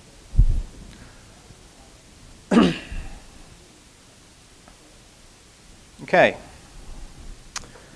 So this is good. We're forming the basics of a platform game here. We've got the basic platforming going, which is good. We've got jumping and we've got platforms. Now we need enemies. So, to have enemies, oh, I've got an old screenshot. Sod. To have the enemies, we need to know where they are in the level. We need to know how they move around and whether or not they do anything else, like shoot at the player. Do they alter the level in some way? So do they open doors or set things on fire or something else? Do they have special moves? Do they jump around sometimes or jump on walls? These are all things that you might implement in enemies. I apologise for the old screenshot. The red blocky bits, just imagine they're like the previous red blocky bits, not like these red blocky bits. The important elements of this screenshot are this trigger and this trigger, the two different trigger types. With those two triggers, we've got enough information in the map to have a basic enemy in the game. One trigger says, says to the game, create an enemy in every place on the map where I have an E trigger. So this will cause 4 enemies to be created in the game. The other trigger says when an enemy collides with one of these reverser blocks, tell it to turn around. So the enemies will just move mindlessly in one direction until they hit a reverser, and then they'll come back again until they hit another reverser. Make sure you have one on both ends. The enemies don't even need to implement gravity because they never fall. They just move from reverser to reverser. Very, very simple stuff. A little note on the idea of triggers here for enemies. Side-scrolling shoot-'em-ups use basically the same sort of mechanism for enemies. Here we have a really simple representation of a playing field in a side-scrolling shooter. The red box is the viewport, the triangle-y thing is the player, and the black, that's the entire playing area. In this sort of game, the viewport moves at a fixed speed, usually, across the playing area. Sometimes it might stop for a while, but mostly it just moves across. So, as the viewport moves across, it can sometimes come upon triggers in the map. And so we can have an event that basically says when the trigger is exposed onto the viewport for the first time, we create an enemy at that point or off the screen at that point. And that's how most side-scrolling shooters work. They just have a bunch of trigger points. As they are activated when the viewport hits them, we create an enemy. And there's pew-pew. You can do other things with these triggers as well. You can trigger music, sound effects, special effects, all sorts of things, not just create enemies. It's basic synchronizer stuff. It's how music synchronizers work. Anyway, you can do all sorts of fun stuff with that. Has anybody played Little Big Planet? Yeah, okay, so there were people who wrote music in Little Big Planet using triggers just like this. In the first one, not even the second one. Okay, so our enemies are pretty simple. This looks a little bit overwhelming. It's a bunch of code, but it's actually pretty straightforward. A bunch of it's very much like the player. We have an image. Note that we've got the image for the enemy as a class attribute rather than an attribute as an instance attribute. That's fine. It just has to be an attribute property of the object eventually for it to be useful. We also need to know which direction the enemy is moving. They move at a fixed speed, so we don't care about the dy or dx actual value. We just need to know which direction they're moving. 1 means right, -1 means left. In the update, again, very simple. They just move at a constant speed. They don't collide with anything except the reversers, and if they do, then we reverse the direction. We make sure that we align the side of the enemy with the block, with the reverser that they've collided with. Otherwise, the next time we come around, they might re-collide with the same collider, reverser, and they'll just wobble. We also checked for a collision with the player. For each of these enemies, we check to see whether we collide with the player, and if we do, then the player's dead. The player only gets 1 life in this version of the game. And to manage the enemies, we have a separate sprite layer in which we create an enemy for each of those E blocks, which I've marked as with the enemy property. We create 1 for every one of those in the playing area, and we add that to the tile map. Everyone okay with that? It's just another layer. Got some more sprites in it. The player obviously needs to know when he's dead. And if the player does die, in the main loop, we return from the main loop after printing you died. Obviously, you might want to put something more complex here, like, sorry. If you'd like to play 16 enemies, then you can try that out. You'll have little enemies going backwards and forwards. And if you collide with one, it'll just say you died.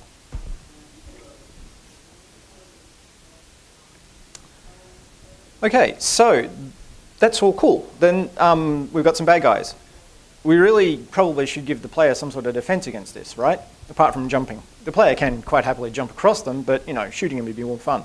So the first thing we need to do with the player to shoot is we need to know which direction the player is facing. And to give the player some help with this, we should show the player which way they're facing as well, rather than just being a stick figure. Okay, so we're going to have two images now. We're going to have a player facing right, player facing left image. And we're going to keep track of the direction that the player is moving as well, like we did with the enemies. So if the player hits the left key, then we display the player facing left image. If we hit the right key, we display the other one. And we, again, keep track of the direction so that when we're moving, we know which way we're facing. So we remember which way we're facing. Note that to change what's being displayed for a sprite, all we have to do is change the image attribute. And then the next time the player is drawn, we see a new image. Obviously, if you wanted to animate the player in any way, like for walking or jumping or whatever, you just have to change the image attribute. It's pretty simple. On that note, so we've got very basic image animation that we can do there. We just have to change that image. We can change the position of the image, and we can change the picture of the image over time. We could also introduce running and jumping animations if we had time. There's plenty of really good source material out there on the internet. This is these are various movements from a classic book called How to Animate by a guy, Preston Blair.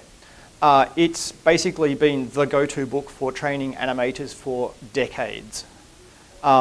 There's samples like this and countless other ones like it out there on the interwebs that you can use as source material for figuring out how to do your character animation. This is a pretty crappy animation that I did a couple of years ago, before I found those reference pictures. But still they worked. The game that they were in kind of worked. The character inspired by Kiki of Kiki's Flying Delivery Service, and the actual walking animation was basically I did a very, very, very simple motion capture of my daughter. But it kind of worked. One tip though, when you're making your animations, keep all the frames the same size, at least when you're starting out.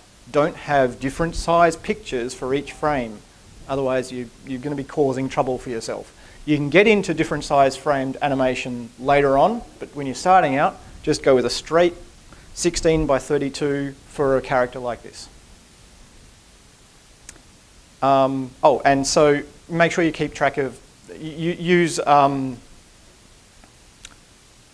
DT value, the amount of time passing, for your frame animation rather than just counting the number of frames that are passed, just to keep things consistent. Special effects like explosions, that's just a series of images that are displayed over time. So, yeah, an explosion would be just to display, starting off with the first one, just cycle through them quite quickly when something happens. Okay, so that's basic animation stuff. So, shooting. To allow the player to shoot back at the enemies, we need to keep track of a few things. Where the bullet started its life, how long it's going to live for, because we don't want bullets to last forever if they don't hit an enemy, or we're going to be keeping track of a lot of bullets. We also need to limit the number of times the player can shoot per second. Otherwise, they will just spam the bullets, and that can be not a good thing. So, we're going to create a new class called Bullet, which is going to manage each one of the bullets that the player shoots. There are other ways, if you're going to have lots and lots and lots and lots of bullets in your game, you might not want to create an object for each one, but for this game, this is a much nicer way of keeping track of things. Yeah?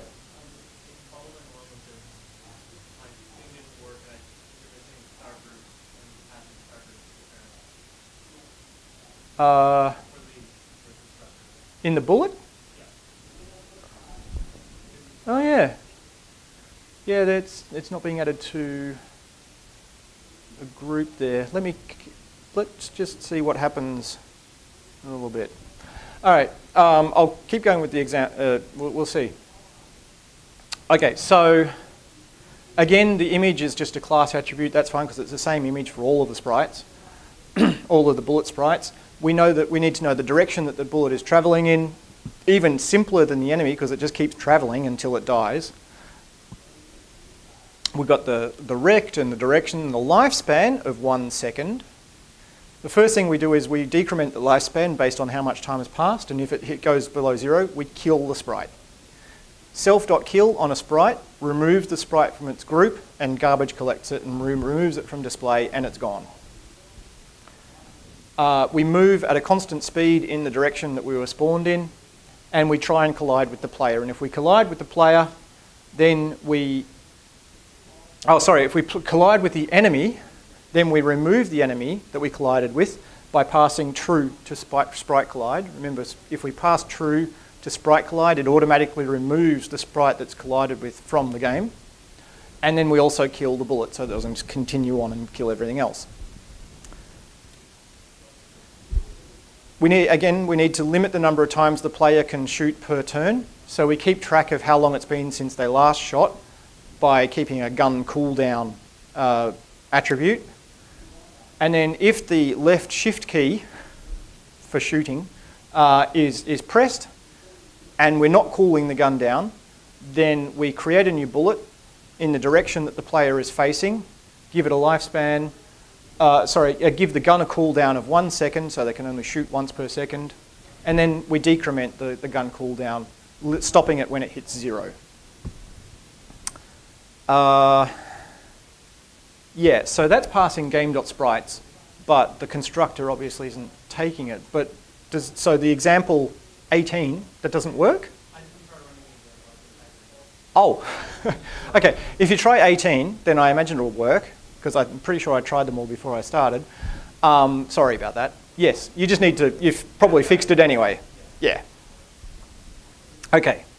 So that's cool. We can shoot back. We can kill all the enemies. Woo! Now we need sound effects. Oh yeah.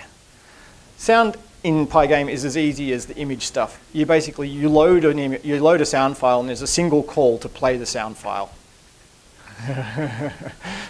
I can hear you all. And playing background music is just as easy. It's like, you just say, please play this MP3 file now. And eventually you can say, please stop playing the MP3 file. So you can play 19 sounds and you'll get sound effects.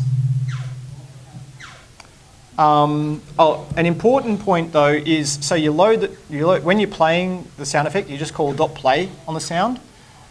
If you're going to be doing that a lot, you might want to put some limit in your game code to limit the number of times you call that in some time period, because you can overload the mixer on some computers if you try and play too many sound effects at once.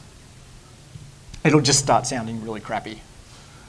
So we load up 3 sound effects by just referencing the wave files by file name. And that's just on the game object. Again, handy place to store these files, these objects. And then at various important parts of the game, like when we shoot or when we jump or when we die, when we shoot an enemy, we play the appropriate sound effect. Again, we can access the game because we're passing that into the update method of all these sprites. We can do all sorts of things by accessing the information on the game object. So instead of having the sound effects as global variables, we can keep them on the game object and then they go away when we don't need that game object anymore. We might move on to another level which has different sound effects. We're not keeping those other sound effects around unnecessarily. Those sound effects were all generated by this cool tool called, this is CFXer, but the original tool is called SFXer. It's actually SFXR. So CFXer is the Mac port of the tool, and I'll come back to it. It's really trivial to make 8-bit style sound effects. So that's most of our game, most of our simple game. We've got some things that we could add to the game at this point to make it a more complete game. We could have a number of lives and a display on the screen of how many lives the player has got left. We can detect that game over event and display a nice message, or we can detect when the player has won. I'm not sure what the winning of the game is at this point, but you could just have an exit door that you need to reach or something like that. You could have a nice opening screen with some, like about this game and some options if there are any, like turning off the annoying sound effects. And all these other things that you can add to a game to make it more complete. So that brings us to scenes, or adding a start menu. And we're going to use another third-party bit of software called Kes Menu to construct an opening menu for the game. There's the code. I'm not going to go into it in great detail. It's basically, the Kes Menu API. This is a separate file to the game file that we've been editing so far. This is the standalone thing. You can see at the top there, from platformer, import game. So that's what I was talking about right at the start, about our game being nice and discrete and standalone, re-enterable, all those nice things. We can import it from our other code to say, yeah, I'd like one of those game objects now. And then when the player selects the play option from the menu, we launch the game main loop right there. And that goes off and runs the game. Kes Menu stops here because it's the same program. It just launches off into the game. When the game is finished, it returns from its main loop. We come back to Kes Menu, and Kes Menu says, oh, okay, I pick up there. I'll go back into my main loop. Oh, menu update is where it does the launching off into the appropriate options. And that's how you do scene management in Pycgame. You have one event loop, and at some point you might decide that you need to display a game level or an options menu or something else. And so you launch off into its main loop, and it runs until it's finished and does its own drawing, and then you come back to where you came from. And that's how you manage scenes in Pycgame. And you can see that by running 20-scenes, if you haven't already, which I imagine most of you have. Okay, there's other things you can add on to games to make them more fun. There's the simple image animations that I talked about already, the explosions and walking animations, things like that. There's more flashy stuff you can add, like particles. Every single game is improved with the use of particles. And by particles, I mean every time you shoot the enemy, it explodes in a shower of somethings. There's libraries in Python like Lepton, which nicely encompass all you need to do with managing particle engines in Python. It's actually got a C backend. It's really fast. It's almost no overhead in your game, and it can manage thousands of particles. This all falls under the kind of the heading of juice. There's a great presentation online, which I've lost the reference to, unfortunately, about adding juice to your game. And they basically start with a basic breakout game, and they add more and more extraneous stuff. It seems like extraneous, like particles and flashy graphics and sound effects and things. But the game just becomes so much more fun with the addition of each one of these like dozen or so elements that they add, which are basically particles or shaking the screen or things like that. The nice thing about Lepton is that it works with Pygame and OpenGL, so you can use them both, in a bunch of different projects. Cool, so that's kind of where I'm going to leave off with the game that we've been developing today. Actually, did that game finish with the different tile set? I can't remember. Is 20? Yeah, it has a different tile set. Yeah. So we'll get to that. Some other game types that are included in that source that you've got, that I implemented, these all took me half an hour tops each to write. Not even that in some cases. Yeah, Minesweeper, driving a car around. Side-scrolling shooter, as I said, was really easy to write. It's just a TMX map with some different triggers, and the playing area scrolls across. Tower defense game. It's got a pathfinding algorithm that the creeps in the game have to follow, but that's a fairly simple pathfinding algorithm that's in the source. So you're welcome to poke around at those games and do what you will with them, just as the rest of the stuff. So Minesweeper is a really simple game. You render some cells, you detect mouse clicks, you see what's underneath there, and you change the image. It's pretty basic stuff, which is obviously why it was included in Microsoft Windows. So car driving, it's again a tile map, just a slightly different player control system. Trigonometry in there, I'm going to warn you, but it's pretty straightforward. The thing that's not done in that demo file, though, is detecting when the player has gone off the track. Exercise for the reader and all that. But the basics of the control system are there. The side scroller, again, I've been over that. And tower defense, yeah, the movement solution, or figuring out what path the creeps should take, depending on where the towers have been placed. That's the complex bit of that game, but again, not too hard.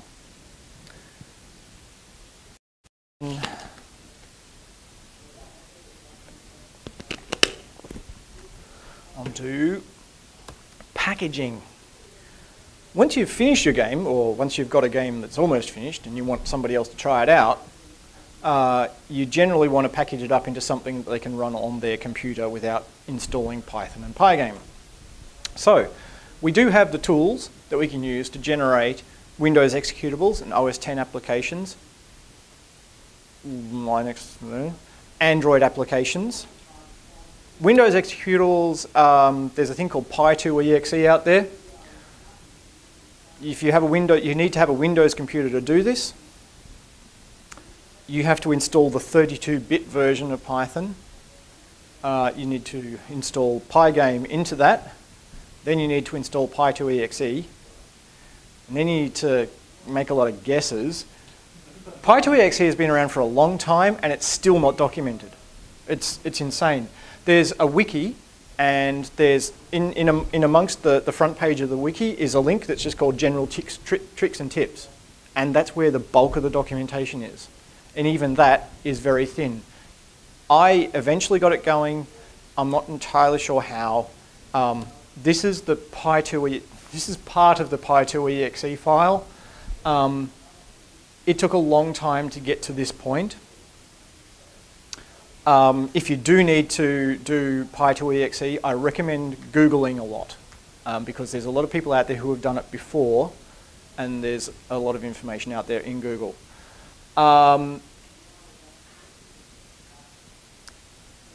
Yeah, so you can get there in the end. It's got a bunch of, where are we?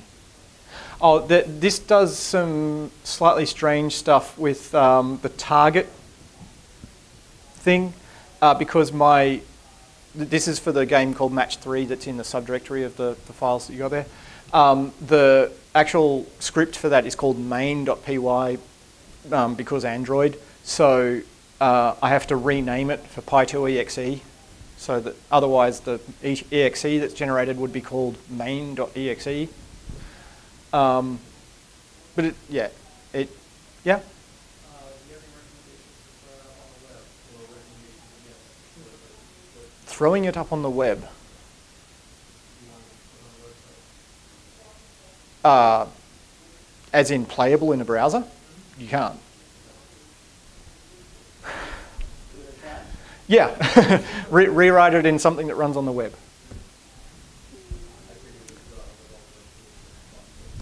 Yeah, no. I'll tell you now, there is a Python to JavaScript converter, but just don't. That's only part of the file. The rest of the file is that, because I need to also include all my data files. And I need to do it very manually. Find all the data files, and then add them to a directory, which is then included in the exe stuff that's generated. And Py2exe actually generates a directory which has got the exe file in it and a bunch of DLLs and some data files and some other stuff. You then have to zip that up, and that's what you give out to people, and they unzip it, and that's the game. Okay, the OS X application is a thing called Py2app. Py2exe, Py2app. Doesn't work. I did this Py2Applet thing and it broke all over the place. And it's undocumented as well. So then I found PyInstaller. PyInstaller is actually pretty good. It's kind of weird that you download PyInstaller, you unpack it, and you do all your work in that unpacked directory, which is a bit weird. You don't install anything. But it generates, so you run in PyInstaller and it generates some stuff, including this, a directory with this spec file in it, and then you edit the spec file according to the rather thin documentation to then feed back into PyInstaller to generate your app. PyInstaller can also generate exes. I haven't tried it. I imagine it'll probably work a lot simpler and a lot better than Py2exe, but I haven't tried it. This is certainly a more recent project than either of the other two, so I can only hope that that means that it's more stable. The spec file is mercifully short. It's got a bunch of these PYZ and exe and collect and bundle things are really obscure. They're not very well documented. To get all of my game's data files into the bundle that's being generated, I have to add a TOC, which is then added as data files in the collect thing. So data files is a TOC. TOC has things in it, it's kind of a list, and it has tuples in it, but nowhere in the documentation does it say what the tuples have in them. Eventually I found in the source that they have these two file names and a data in quotes. I don't know what other options there are other than data. Anyway, I eventually got it going. It's a much shorter amount of code to generate the thing than Py2exe and Py2app, so that's a good thing. And it worked. It generated an app that I could actually give to other people and they could run. So that, as far as I'm concerned, is a win. No, no X11. Well, was that a historical thing that they needed?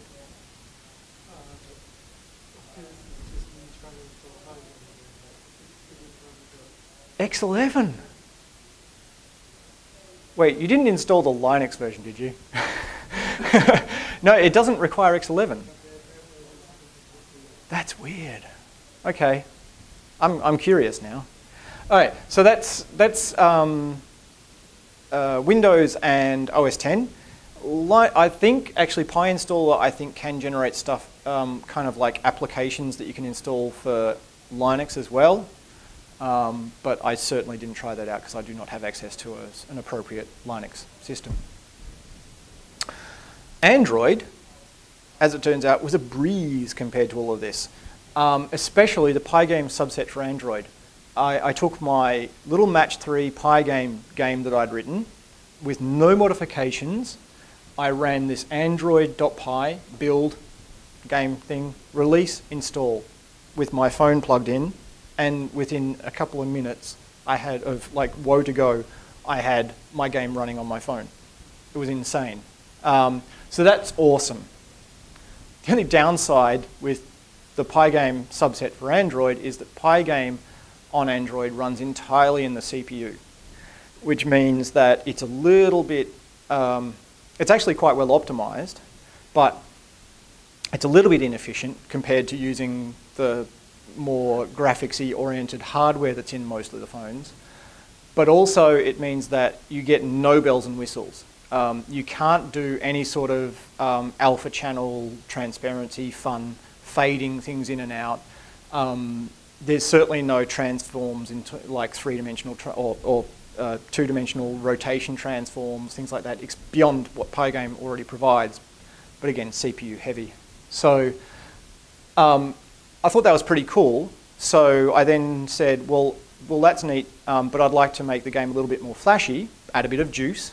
So I tried out the Kivy project, which I'd previously used for a couple of other games, and tried out its Python for Android offering, which, again, really straightforward, except Python build.py flags.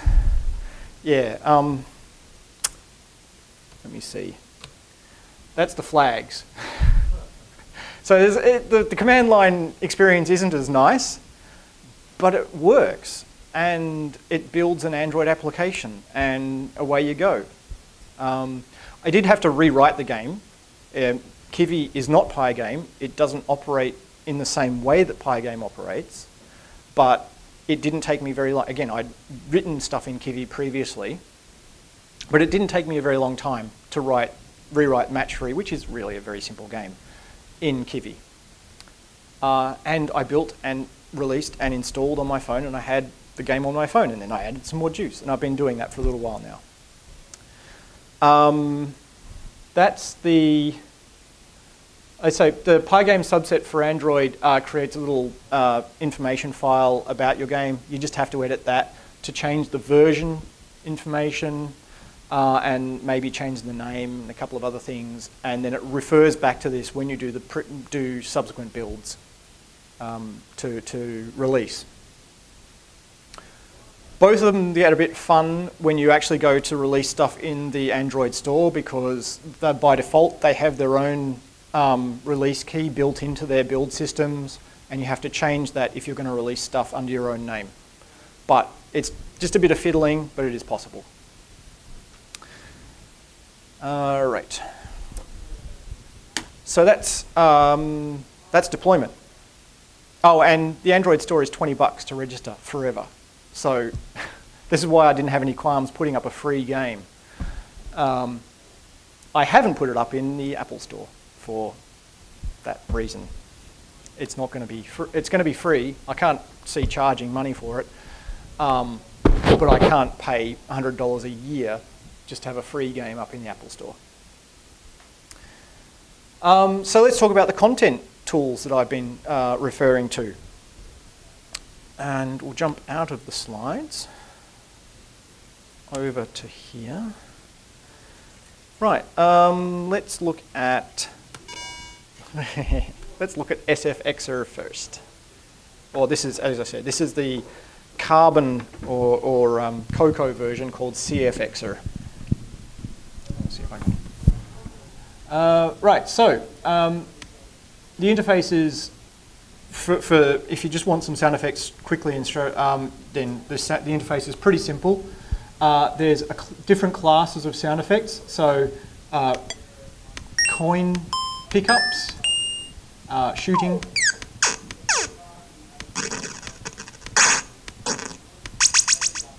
where are we? Oh, and you can just get random sound effects, which is what I was doing before. If you want to, you can muck around with the specifics of a waveform to try out different things. I'll give it a try, but I don't actually know how the middle stuff works. But you can just drag the sliders and hit play. And what do we got? I don't know. Repeat speed. What's that do? And away you go. You can if I change it to a sawtooth instead. So you can do all this stuff, and each time you make a change, it generates a new sound effect file over here. And you can go back to one and hit export, and it generates a wave file, and you can PyGame sound or PyGame mixer load whatever it is that wave file and play it in your game, and it's that easy. So yeah, at least when you're starting out. Just generating your own sound effects, trivial. And certainly easier than trawling around all of the free sound effect websites to try and find something that's not going to violate copyright horribly and be suitable for your game. Yeah? There's a Flash version, which you can run in your web browser. There's a bunch of versions, yeah.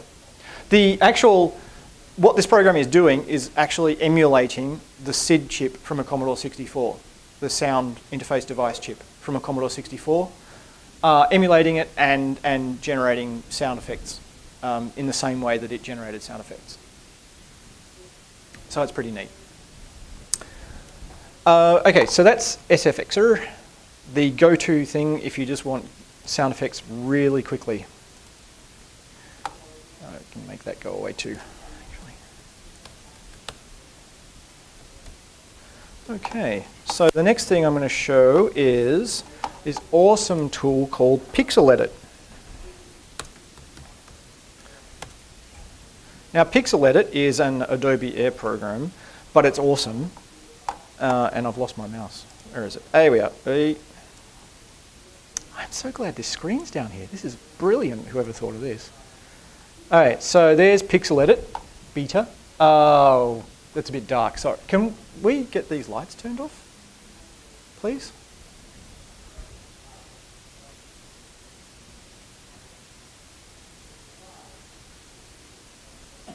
Cool, that's good enough for me.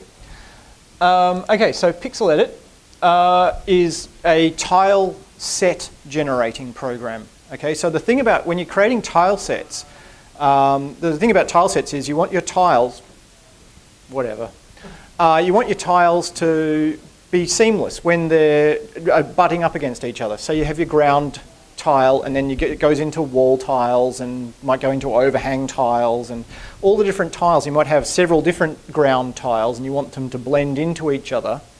Then this program is awesome because it makes it easy to edit those tiles. So what we've got is a tile set over here. It starts off with 8. It starts off with 8 tiles to start off with. Oh, I can look down here. That's right. Starts off with 8 tiles in the tile set. Adds them automatically as you need them. And oh, that's terrible. Let's see if I can. That's better. Mousing on a black surface. Right, let me just remember. Oh, now I need to change something for this to be useful. By default, the tile sets are 16 by 16. Cancel, wrong one. Tile. Resize tiles. Yeah. Yeah, the tiles are 16 by 16 by default. For our purposes today, 32 by 32 is more convenient, so I'm going to do that. I'm going to scroll out, hit space to pan around. The user interface is a bit programmery, but it's not too horrendous. Space to grab things to pan around and stuff. Okay, so to edit a tile, we've got our tile set. I select the tile that I want to edit, and then I click in my edit area where I want to edit that tile. So I'm going to say that tile 0 is going to be my sky tile. So I'm going to edit that in these 4 boxes. And then this one's going to be my ground tile, and it'll be under the sky tile. So now, if I take my fill tool, select my sky color, if I fill this square here, it sets the tile to that color, and all of the other places where that tile has been used get updated. I can put in a little puffy cloud. Little puffy cloud. What's this? I hope this is white. Little puffy cloud. Terrible programmer art. All right. Okay, so there's my little puffy cloud, and you can see the tile is updated in all the places it appears as I draw. That in itself is really, really awesome for when you're generating tiles, because you want to see how they appear when they're repeated multiple times. It gets better than that. Okay, so that's that. So now I've got my ground tile here, and my ground is going to be brown. Where are we? Brown ground.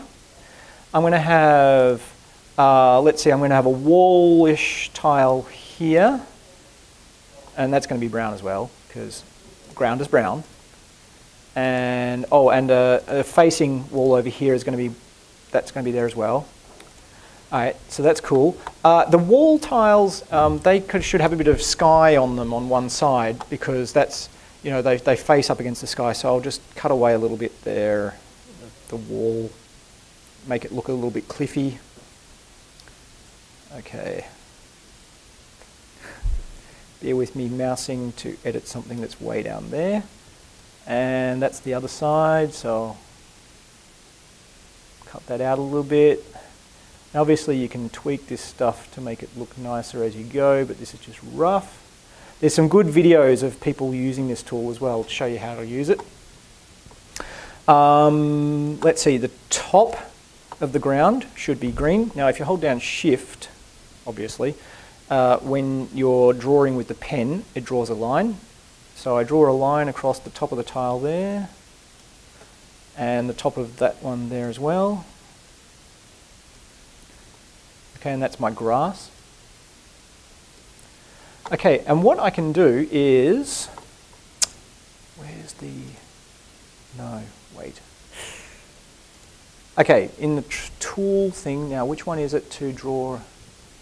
Okay, so if I select my sky tile and I hit shift and click it, it generates a new tile taking a copy of that tile contents. And the reason I did that is because I would like to have a sky tile that has grass at the bottom. And so that's a new tile. It's not affecting the other sky tiles, but it's a tile that has the sky background with some grass. Really poorly drawn grass, but grass nonetheless. All right. What? It's a blue flower. Honest, it's a blue flower. I got the wrong. I selected the wrong blue. Okay, I'm going to get rid of the clouds because they're annoying. Where are we? So I'll fill that in, and this one didn't change because it's a copy. And the copying process is really nice because it does also mean that I can say, take my ground, shift to stamp out a new ground there, and then take my pencil here and I can go dot, dot, dot, dot, dot, dot, dot, dot, dot, dot, dot, dot, to put in some, texture in the ground. And then I have two different ground tiles that I can use to break things up a little bit in the game. And I can see how what they look like in a row by saying, well, okay, there's a bunch of those and there's the other ground tile. So I'll alternate between the two, and that looks kind of okay. It's not too obviously tiles. Well, it is, but I'm not very good at this. All right, so that's my tile set. And you can add more and more tiles, and you can generate, overhangs and whatever else you need to do, doors and stuff. And it's really quick and easy to generate this stuff. I'm far from an expert user. Now, if I save that, save as test, because that's a good name to save it as. That's my tile set. Now, I'm going to fire up tiled to generate a tile map. Ooh, tiled doesn't like this screen. Let me see if I, ooh, sorry. See how I can make that smaller. All right, there we go. So now, the first thing I need to do is load up my tiles that I've just created. So I need to create a tile map. My tiles are going to be 32 by 32. Okay, it's showing me the grid there. I can zoom out. There's my tile map grid. I can add a new tile set in the map menu that you guys can't see. Oh, hang on. Wait a second. Let me do this sensibly. Okay, the map menu, I say new tile set. I'm going to call it the test tile set, and the image will come from the test tiles.png. The tile width and height 32 by 32. That's the wrong thing. Oh, whoops, sorry. Pixel edit, export tile set, save.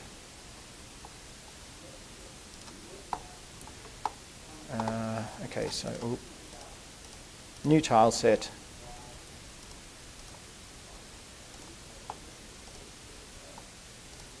There we go, there's my tile set. Okay, so I have one layer, which I always call map, which is the basic tile map that I'm going to be drawing. And then I can draw my tiles. Where's my fill tool? There's my sky. So I'll fill the map with the sky fill. And I can take my ground tile and draw it along the bottom. I can take my alternate ground tile and draw it in every now and then. I've got my side tile, which I'll whack over there. Oh, I forgot to make a corner tile. That was a bit silly. So if I go back to pixel edit, oh yeah, I need a corner tile. So let's have that one's corner, that one's corner there.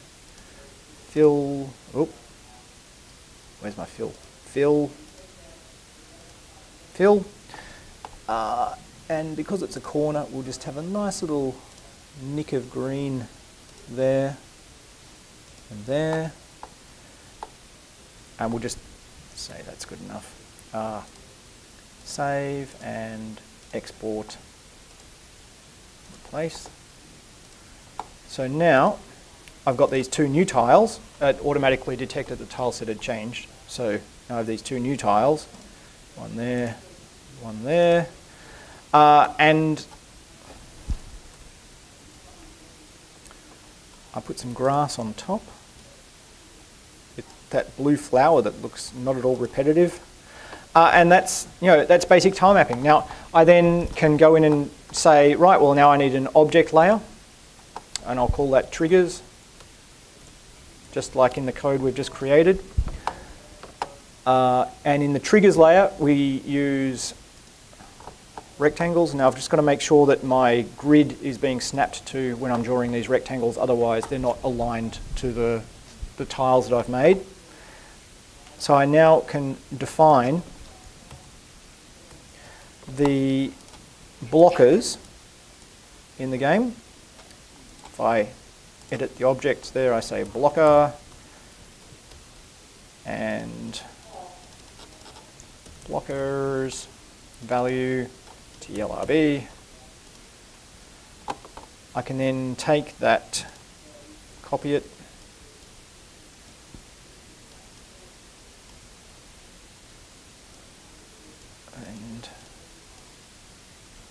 and save that as test, because I like the name test. Now, if I take my, oh I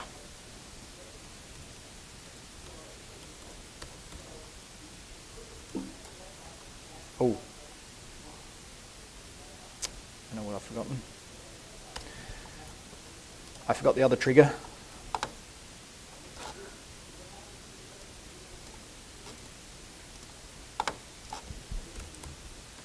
Player.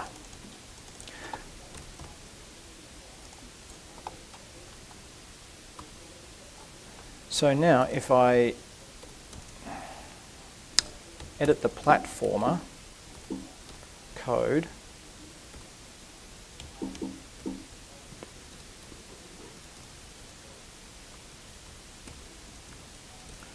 to load test, and then cross my fingers that I haven't forgotten anything, because I'm running off of very vague. Shush! Hey, look at that! It's the map that I just made. Although, interestingly enough, look at that, the triggers are being drawn. And that's because they're visible in the editor. If I make them not visible in the editor, resave it, come back here, they're gone. And that is how easy it is. But that took me like 5 minutes, 10 minutes. Pretty cool, huh? And, try to count, just quickly try and count how many platforming games you've played. There's a lot. And it's such a nice format of video game. So, platforming game. And this is why we have 48-hour game programming challenges. Because it's so quick and easy to throw together some games. Yes, you're only just starting out, and yes, it's not going to be as quick for you to start off with, but you get a couple in, and it's, easy. It's good fun. All right, so where to from here? Let me jump back to, oops, turn off mirroring, play. Okay, so that's content creation tools. That's writing a game and creating the content for it. Oh, so the 48-hour challenge, Ludum Dare 48-hour game programming challenge, it's run quite frequently, 3 or 4 times a year. They even have 24-hour challenges if you can't quite find 48 hours. They have a rule that you must enter alone and you must create all of your game art assets. Everything for the game has to be created, all of the code, during the 48 hours. You can use libraries like PyGame, but you can't use a library that implements gameplay. So anything that actually implements a game mechanic, you can't use that. You have to write the game mechanics from scratch. So you couldn't, for example, you couldn't take Minecraft and write a mod for Minecraft to implement some gameplay and say, there's my entry, because the game has already been written. You're just writing an extension to it. Okay, that's LD48. In recent years, they've added an extra, slightly easier entry category where you can do it not solo and using... Oh, no, I still think you need to create all the assets during the 48 hours. I think they might also have a slightly longer challenge as well, but I'm not sure about that. I think they just relaxed the solo thing. It's because of LD48 that I started writing video games again. It was the LD48 challenge in 2004 that I entered, and I wrote a terrible game involving ducks. I have to see if it works.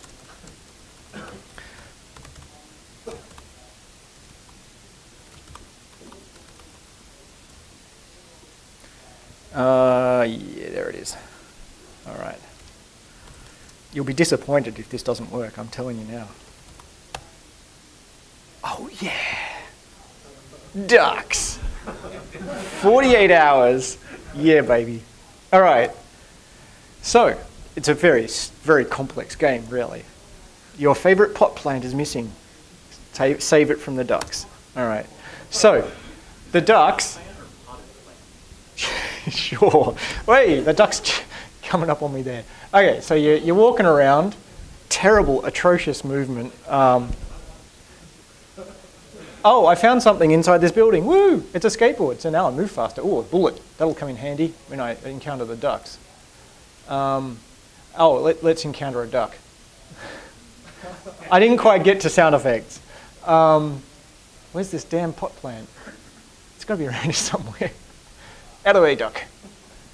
I have a life, and I have lives, and I have bullets, and I found a snack.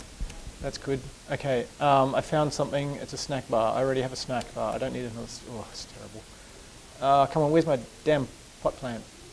Not my pot plant, my potted plant. Just make that distinction. Yeah.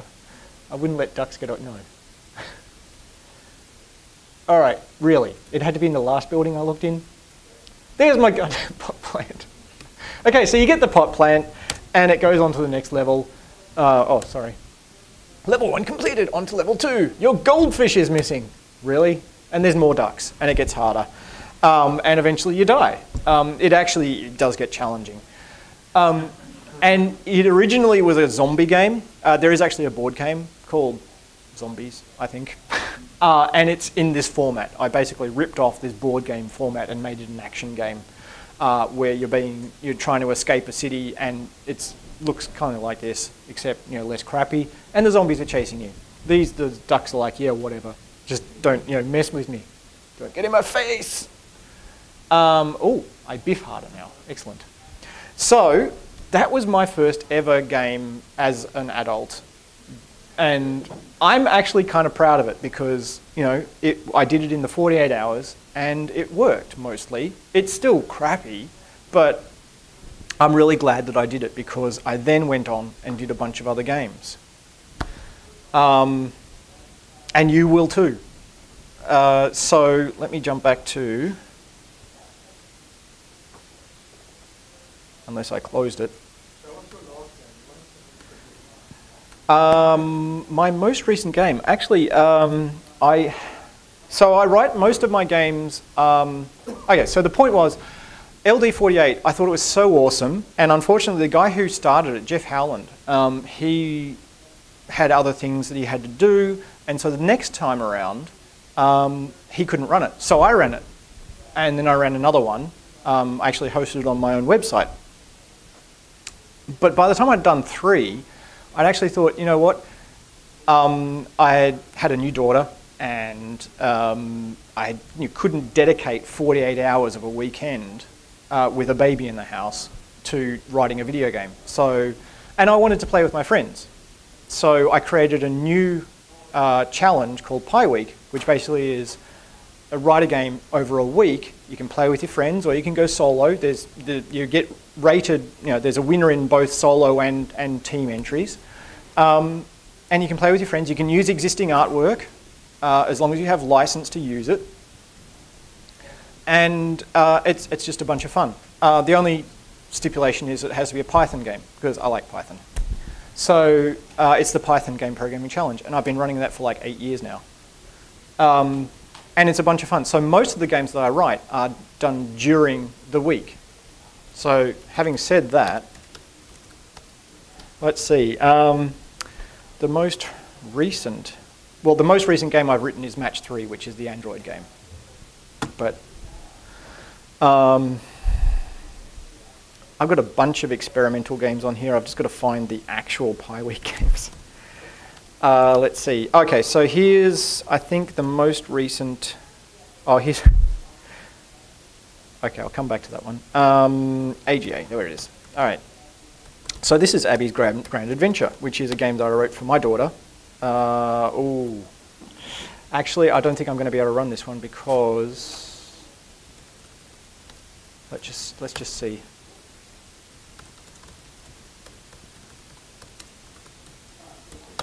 All right, I'm just installing something because fortunately I have a cache of it, so it's just got to compile it. It won't take very long. Yeah, Lepton, because I didn't have it installed. This is a newish laptop. So, yeah, that's not good. Okay, sorry, can't show you that. Oh, hang on. What am I saying? I'll take one of the copies that worked.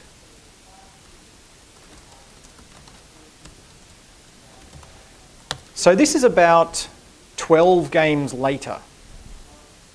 All right.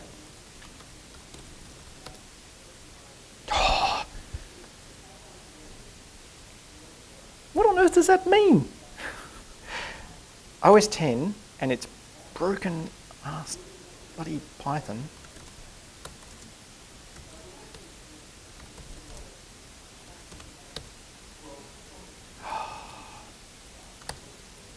No, sorry. I'm being foiled, so I can't show you that one.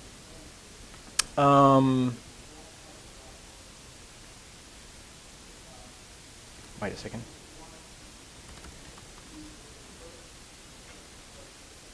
Yeah, no, sorry, this laptop's too new. I haven't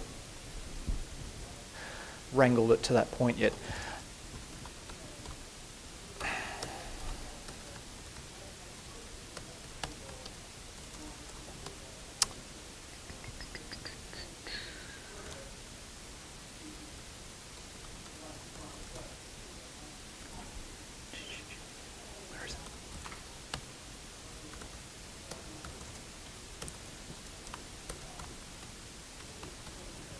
Sorry, bear with me.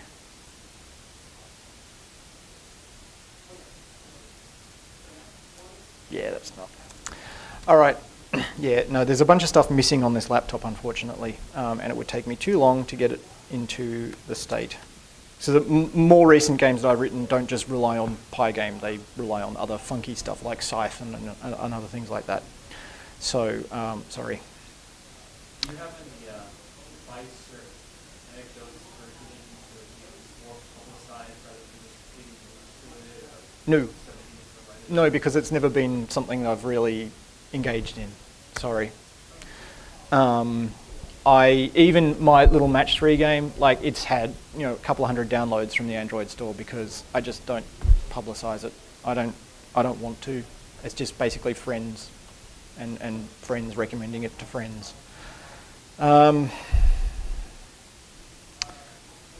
Darn.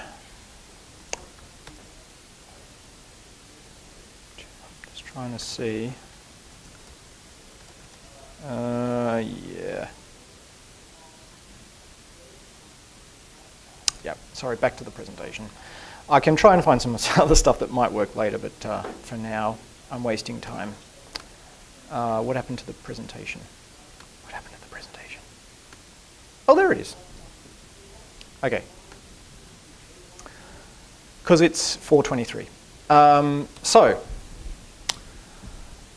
PyGame.org, obviously, where you go for all things PyGame. If you still think you need to learn some more about this, I've bamboozled you entirely, then there's a book called Invent with Python, Invent Your Own Games with Python. It's a really nice book. It goes pretty much from scratch through to writing a game, just like I have. Different style, and it's a book, so you can refer to it, so that's nice as well. There's a free download, or you can get it printed. And then there's pyweek.org. The next PyWeek is in just over a month.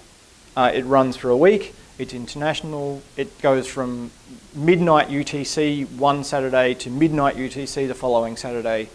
And yeah, a week is more than enough time to throw together a simple game, and it's good fun. And you should do it. That's all I have in terms of presentation material for today, and I'm happy for you to ask questions, but before you get too distracted and go, I'd like to ask you to help out with the conference. The conference